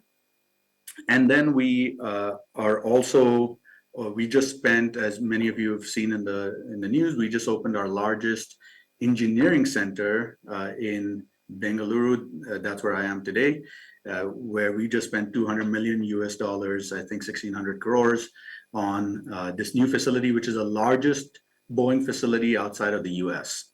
So that just shows the commitment that Boeing has to security in this region, and partnering with India on making sure that we can be self-sufficient in this region. So we now have upwards of 5,000 engineers who can, again, help with modernization, as well as bridge some of the interoperability views that Commodore Vasant pointed out, because that is both within the services itself, between Air Force, Navy, and Army, but also in the working with other nations who are part of ASEAN and other alliances, and how do we maintain lines of communication there. So now we've got a whole engineering presence and a talented workforce here who can rapidly deploy solutions to help accelerate some of the needs and solve some of the problems in the region. One of the opportunities that we are exploring as we focus on the Make in India initiative is how do we do more co-development potentially in India with Indian companies and government and private sector. And so that's where Boeing brings, again, over 108 years of experience and expertise, and how can we develop meaningful solutions for the Indian market. So lots of opportunity lies ahead that we can maybe save for Q&A if I do have any answers to them. So let me just pause there and just, the other thing that I'll mention is, I mentioned the UP Defense Corridor, but I also want to mention the importance of the Tamil Nadu corridor, which I think is a super place to have a corridor, because you've got everything from shipbuilding to the Tuticorin spaceport. And again, it aligns with what Boeing provides from undersea to outer space. And within Tamil Nadu, we have a tremendous amount of engineering talent, but also supply-based talent spread across the defense corridor here in Tamil Nadu. So again, that's a great opportunity as well that lies ahead. I will pause there and open it up for any questions. Well, thank you so much. Before I throw the floor open for, to everyone for Q&A, I, as the chair, am exercising my option to ask the first question. You talked about co-development and how to expedite to make this whole engagement more meaningful. Do you have a roadmap of priorities, time-bound priorities? Because otherwise, I know we've been talking about it for many years, and we also know by now that it's only the ancillary units which have been set up so far. And you talked about numbers, it generates employment. So is there a roadmap which you could share with us? And I'm sure the others would be interested, and then I throw it open to the audience. Thank you. Sure. I can answer the question as yes, we do have a roadmap. I can't share the details of it. I will just share, a couple of ways that highlight how Boeing operates. So, we had conversations about what India would look like in the year, 2047 at our 100th year anniversary, and work our way backward from there in terms of how we need to position ourselves as Boeing to make India successful, at that 100-year mark. We've done the same with our own company. We were founded in 1916, and we've got a roadmap out to 2116, our bicentennial, to say what would Boeing look like and what would the plan look like in 200 years. And so we do have roadmaps and strategies for all of these. I will refrain from sharing any details today, any further details. So with that, I throw it open to the audience. Any questions? Yes, Dr. Balachandran.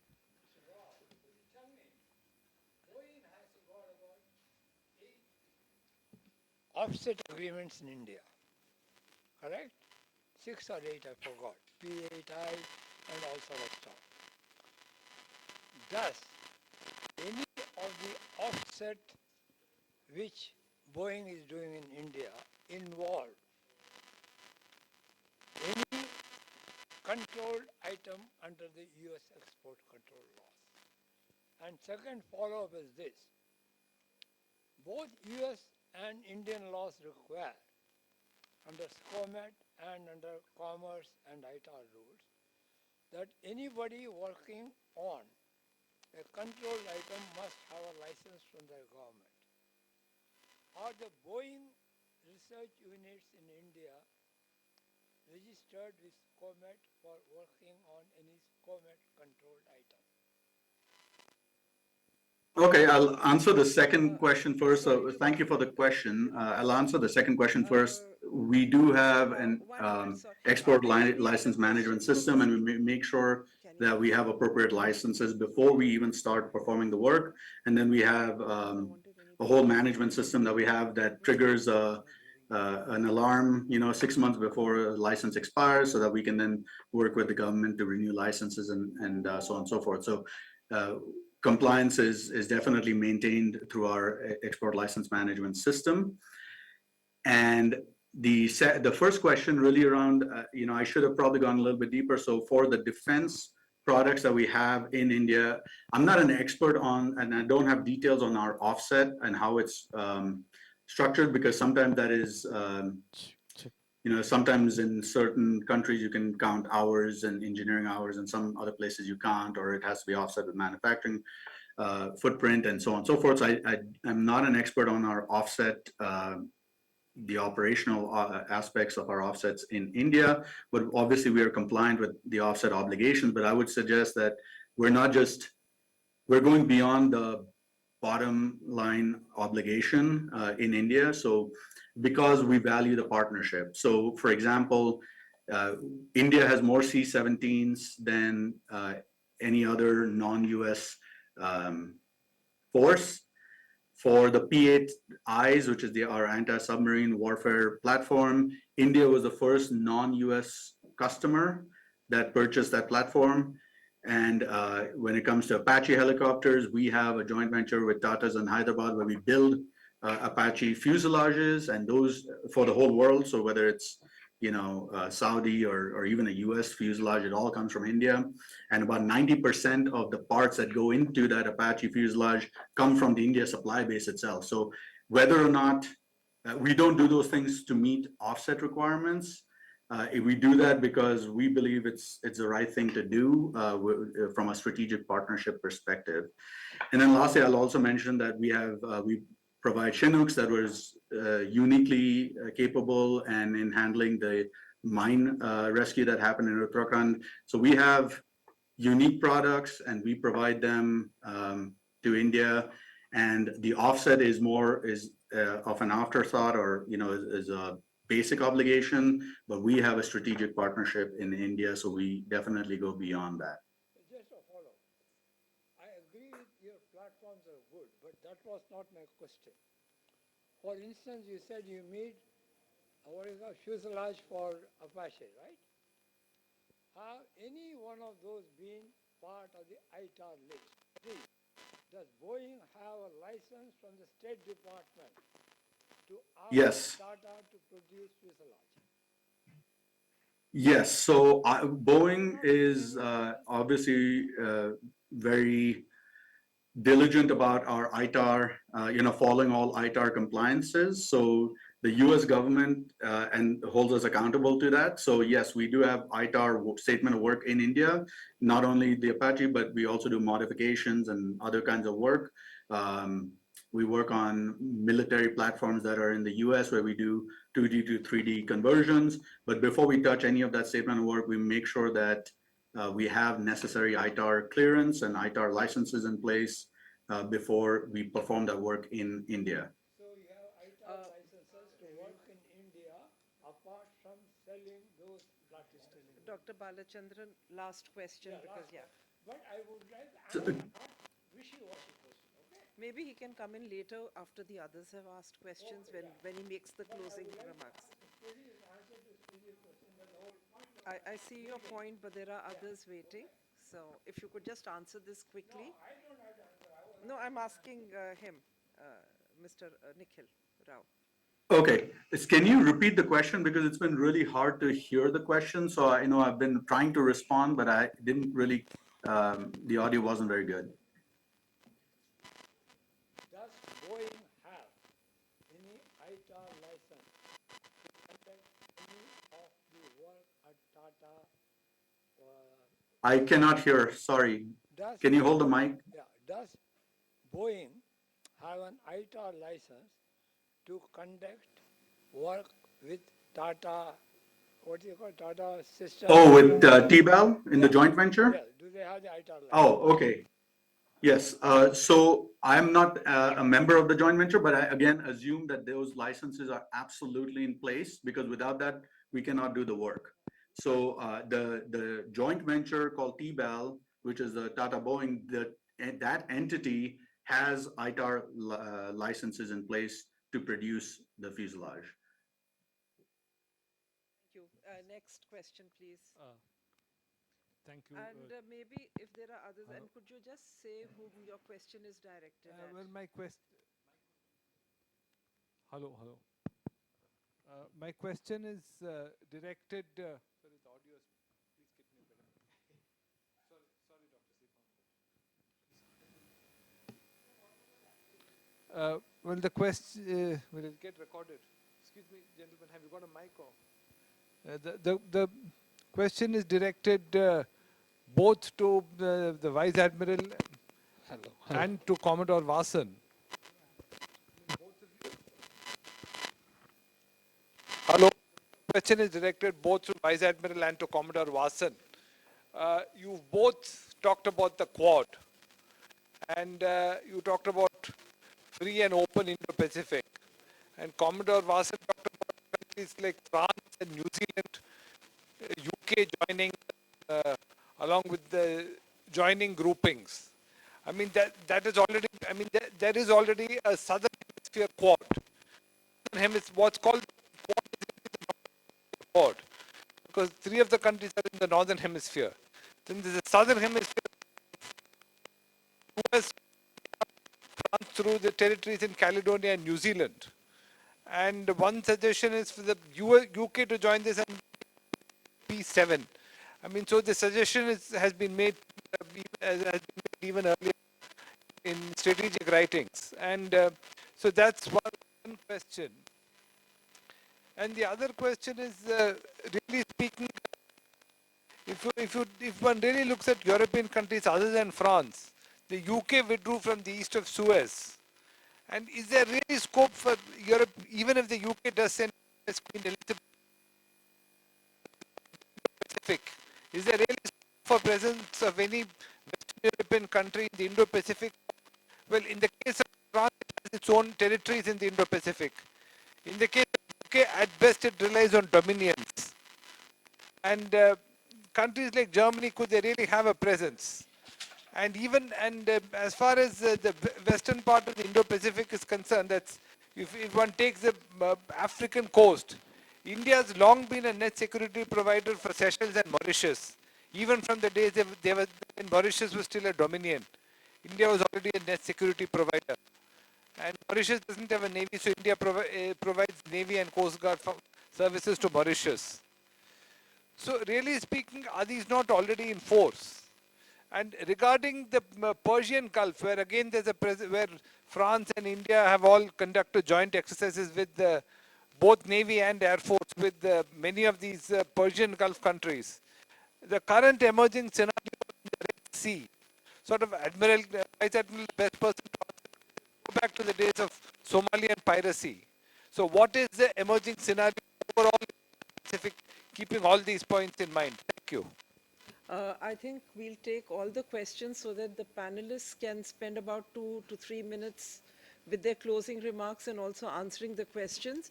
I think you at the back, he's from the Andamans, Yeah, so he has some questions. hello. And after that, if there's anybody else, please let me know. Otherwise, I'll just throw it open to the panelists. Thank you.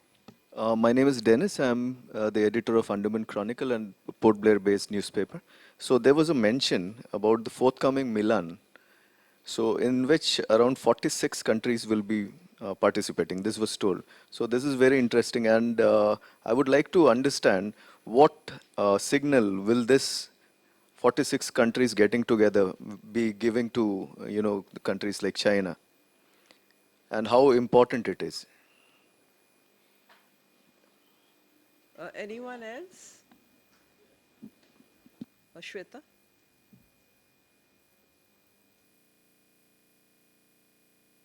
The talk. My question is, now that recently this Taiwanese elections are over and now the DPP has again come back to power and we may witness some more aggressive behavior of PLA across the Taiwan Strait.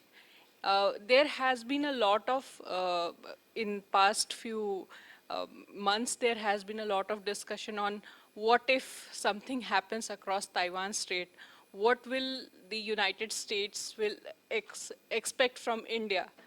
And instead of that, my question is, what should India and US do in order to enhance deterrence across the Indian Ocean as well as the Taiwan Strait so that we don't get into any situation like that in future? Instead of talking about what measures will be taken, what will be expected, how do we enhance deterrence? That is my first question. And the second one is, what is happening across the Red Sea now that the Indian Navy is heavily engaged in the light of the attacks by the Houthis? What if this scenario escalates? So what kind of Indian Navy will be required in this scenario? It is already engaged. So what kind of cooperation is advisable for Indian Navy, given that freedom of navigation and all our compulsions in the Indian Ocean, keeping that in mind? Thank you. So I think the questions, I'll start with Vice Admiral Muralidharan, okay, Commodore Vasan, and I think each one present here can make their closing remarks as well. All right. In about 2 minutes each, and then if Mr. Rao has any closing remarks to make, and we wind up. Thank you, Chair. And there's some very interesting questions which have been posed by Rishi as well as Dr. Shweta and others. I'm not necessarily in the same sequence. On this issue of Milan, which was raised by you, it's very clear that, that it's expanded from the time it was started, more than 25 years ago. And we started with Port Blair and now we started doing it in Vizag. And the idea is that, there is collective responsibility that's understood and shared across maritime domains. When you say Indo-Pacific, as was brought out by Admiral Muralidharan, it is from the east coast of Africa to right up to the west coast of America. So that is the area that you're looking at. So we would like to get, interact with the like-minded people. So, there are shore-based exercises, there are seminars, there are conferences, there are brainstorming sessions, and there are also afloat, programs that are done with these ships. So, in fact, it will be such a wonderful sight. I'm sure you would have seen it in Port Blair when they march together and have those food, what are they called? In these places where they set up, the delicacies from each area. Yeah, food courts. Food courts from all over. So this one is the confidence level goes up, and they know that it's not military angle, it's more about building those kind of capacities, being able to work together, etc. And Rishi, on your point about the presence of these extra-regional players, right, you correctly identified, France has a legitimate requirement to be here. In fact, their exclusive economic zone is more than India's, and therefore they legitimately, though they're a colonial power, they own these territories. As far as UK is concerned, please remember, any forum which is there, whether it is in Southeast Asia or wherever, they are trying to promote their own products. There is the aspect of supporting the military industrial complex. So they would like to come and see what opportunities there are for selling something. It could be a missile, it could be a low-end gun, it could be a boat, whatever. So, all these guys would like to be a part of these alliances wherever they take place so that their future is secured. Remember how US and UK came together to take on the Houthi challenge there. So, after all, there are historical relations which are nurtured through the centuries, and so that will sustain. And what was the other point? Red Sea.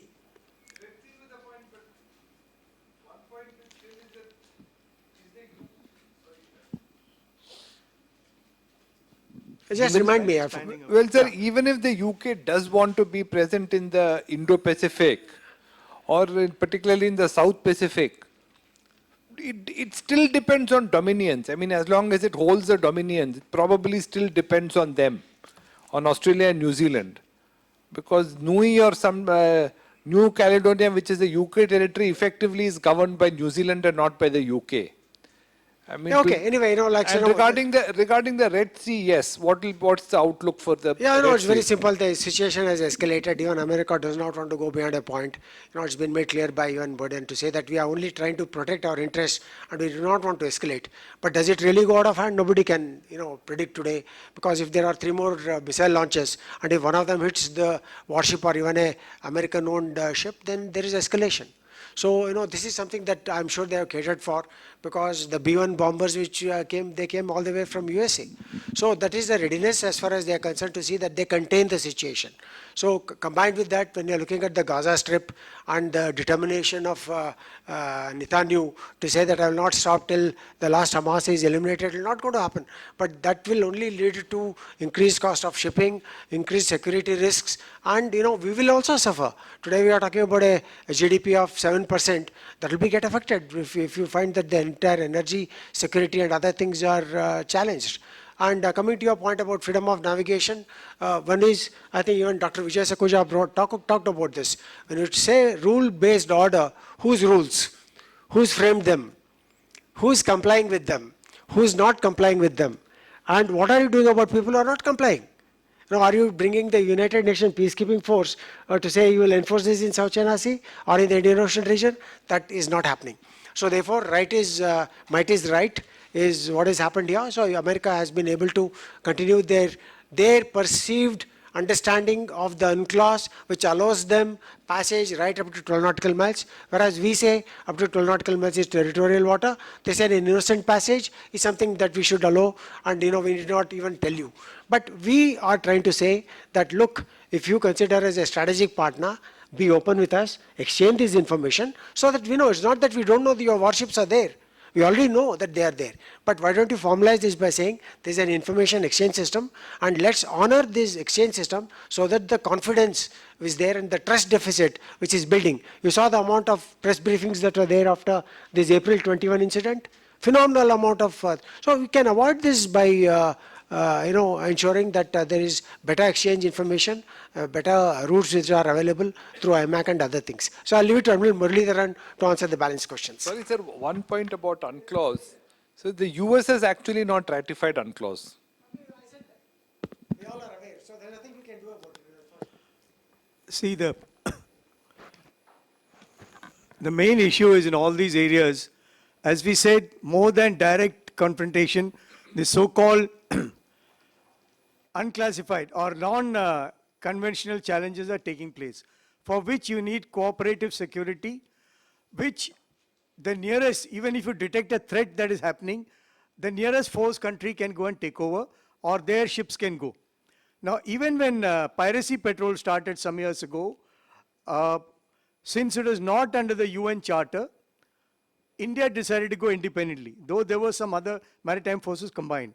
But we were exchanging information with each other, and by your presence, whichever the nearest ship used to go and take action. Same thing will happen to in Red Sea. And similarly, whether the number of people joining, whether it's UNCLOS or, Quad or Million, etc., is a group that started. More and more units join and exercise. Now you'll also realize that while China has been very inimical to India in some issues, but there are so many other forums which we share commonly together, like BRICS, etc. So finally, it is your national interest that comes in. And even if these countries are there, so long it's common threads, they will come and cooperate. But suppose we have a border skirmish with China today, no other nation is going to come and help us there. Unlikely that anybody else would come in. As far as the Taiwan issue that was raised, it's a very relevant question because Xi Jinping has said that by 2049, if I get the thing correctly, he wants a unified China. But yet, Taiwan is standing alone. And right now, China know that they cannot take on US one-to-one and challenge. But 10, 15 years down the line, when his forces develop, his capabilities develop more, whether he will go in for a outright war to try and take over is not known. As far as UNCLOS and many nations not ratified it, and China itself, when the ruling went against it, in some of the cases where they're talking expanded territory, he said, no, we don't follow UNCLOS. These are bilateral issues between us. Unfortunately, some of the other nations there are much smaller. They cannot really take him on, which is why we need cooperative security. And at the end of it, the major nations like India, USA, as far as India is concerned, we are very much here. You are very much in the center of things which happens from African coast to this, and these are all areas of interest to us. So we have no option but to ensure that we work together. That is why the Prime Minister spoke of SAGAR, security and growth for all in the region, and subsequently the IPOI came in, where again you are looking for, there is no, it's not a, you're not signed any treaties, clauses, etc., but nations across have come forward. And mind you, even if countries which are not, do not have territories here or areas here, they all got economic interests. As I said, from Pacific, from the Atlantic Pacific, it is shifted to Indo-Pacific. This is where bulk of the trade, manufacturing, etc. is going on, which interests all nations of the world. That is why everybody is coming in. Thank you. Thank you. Let me supplement some of the remarks made by co-panelists. Firstly, about Quad. Now, Quad is pretty flexible in those many terms. You would notice that it becomes Quad +1. It can become Quad +2. It can become Quad -1. You would notice that Philippines, along with 3 other members of Quad, they conduct exercise in which India is not there. So it's pretty... Quad +1, I said. Philippines is not part of the Quad. So I'm suggesting Quad is very flexible. It takes in partners. And you would notice that the exercise which the French lead is Quad members plus. So there is always this reciprocal part. It's not rigid in those many terms. All right. The other issues about Milan. Now, Milan has been expanding in terms of participants. But we must make a distinction between Milan, which is at the low end of threats that they talk about, unlike where we talk about WPNS, or for that matter, RIMPAC exercises, right? So the Milan series of exercises will continue in those many terms, keeping a kind of a bonhomie, a generous, everybody come in, etc., to what I would frame it as maritime multilateralism.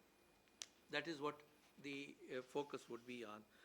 Germany, yes, they've announced, I think yesterday or this morning I was reading, they're going to send out a frigate and a logistics support ship to the Indo-Pacific. It'll be a long haul. So we're going to see more such ventures coming from European nations.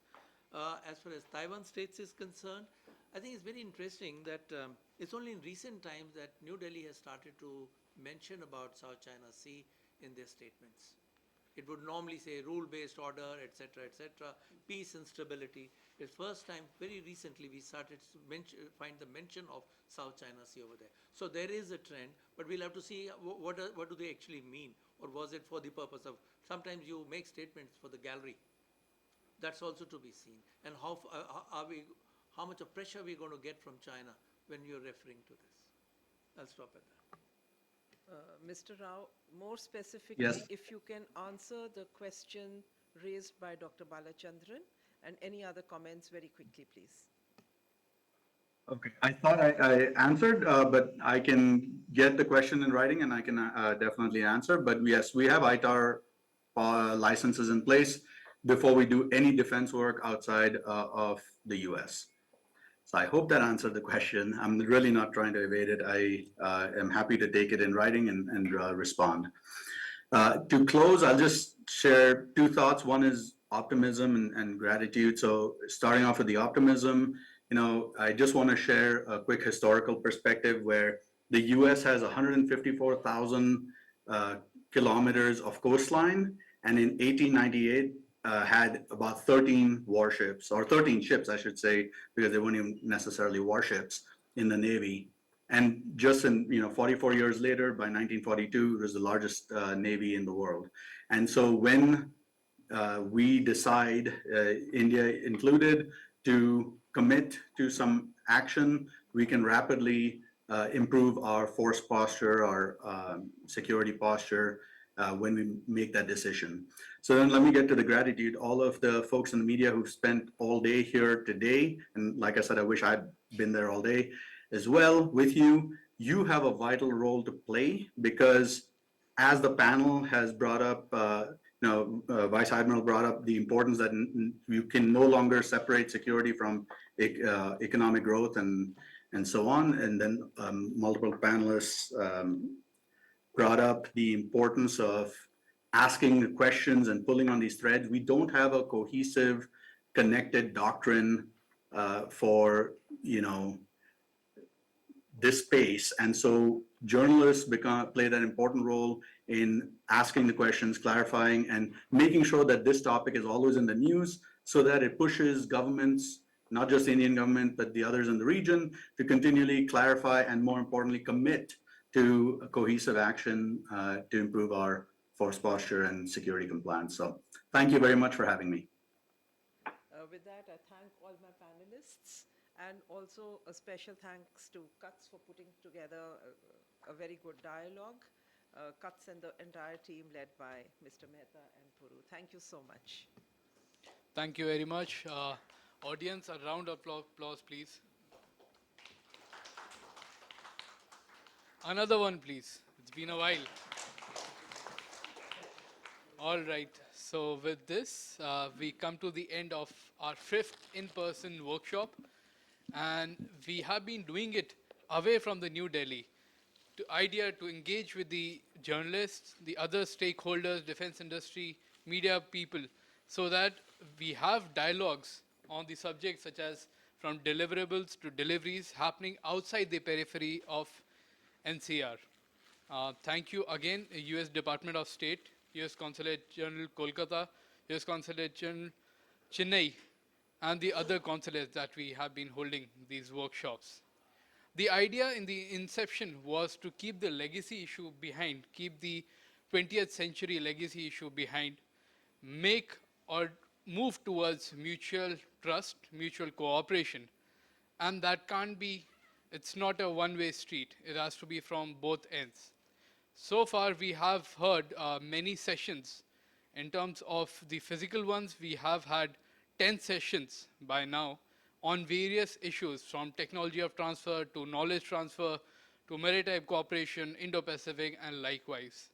Earlier, we have been mentioning that there is an elephant in the room.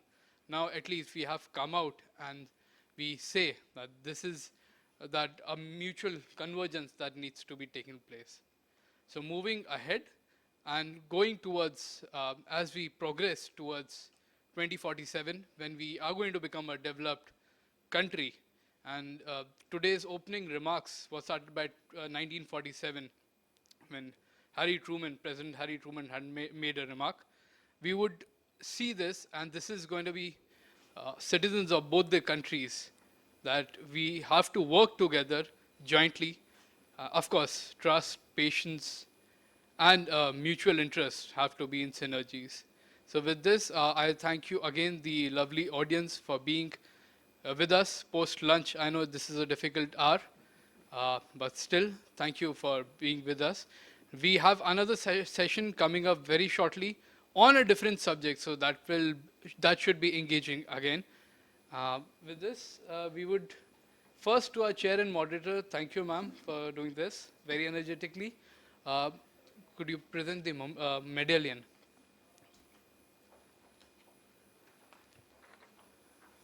Also, if you could look at the camera.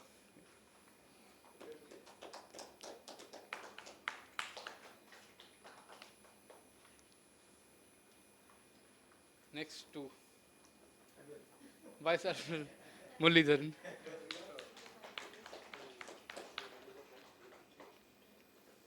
Commodore Vasan.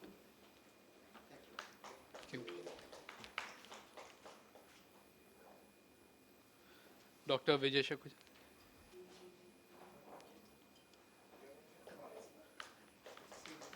Last but not the least, you can stand in front of the screen. Mr. Nikhil Rao, thank you for being, we would have loved if you were being with us here in person to more such opportunities in near future. Absolutely. Thank you. All right, lovely panelists. Thank you, audience. We close the event today.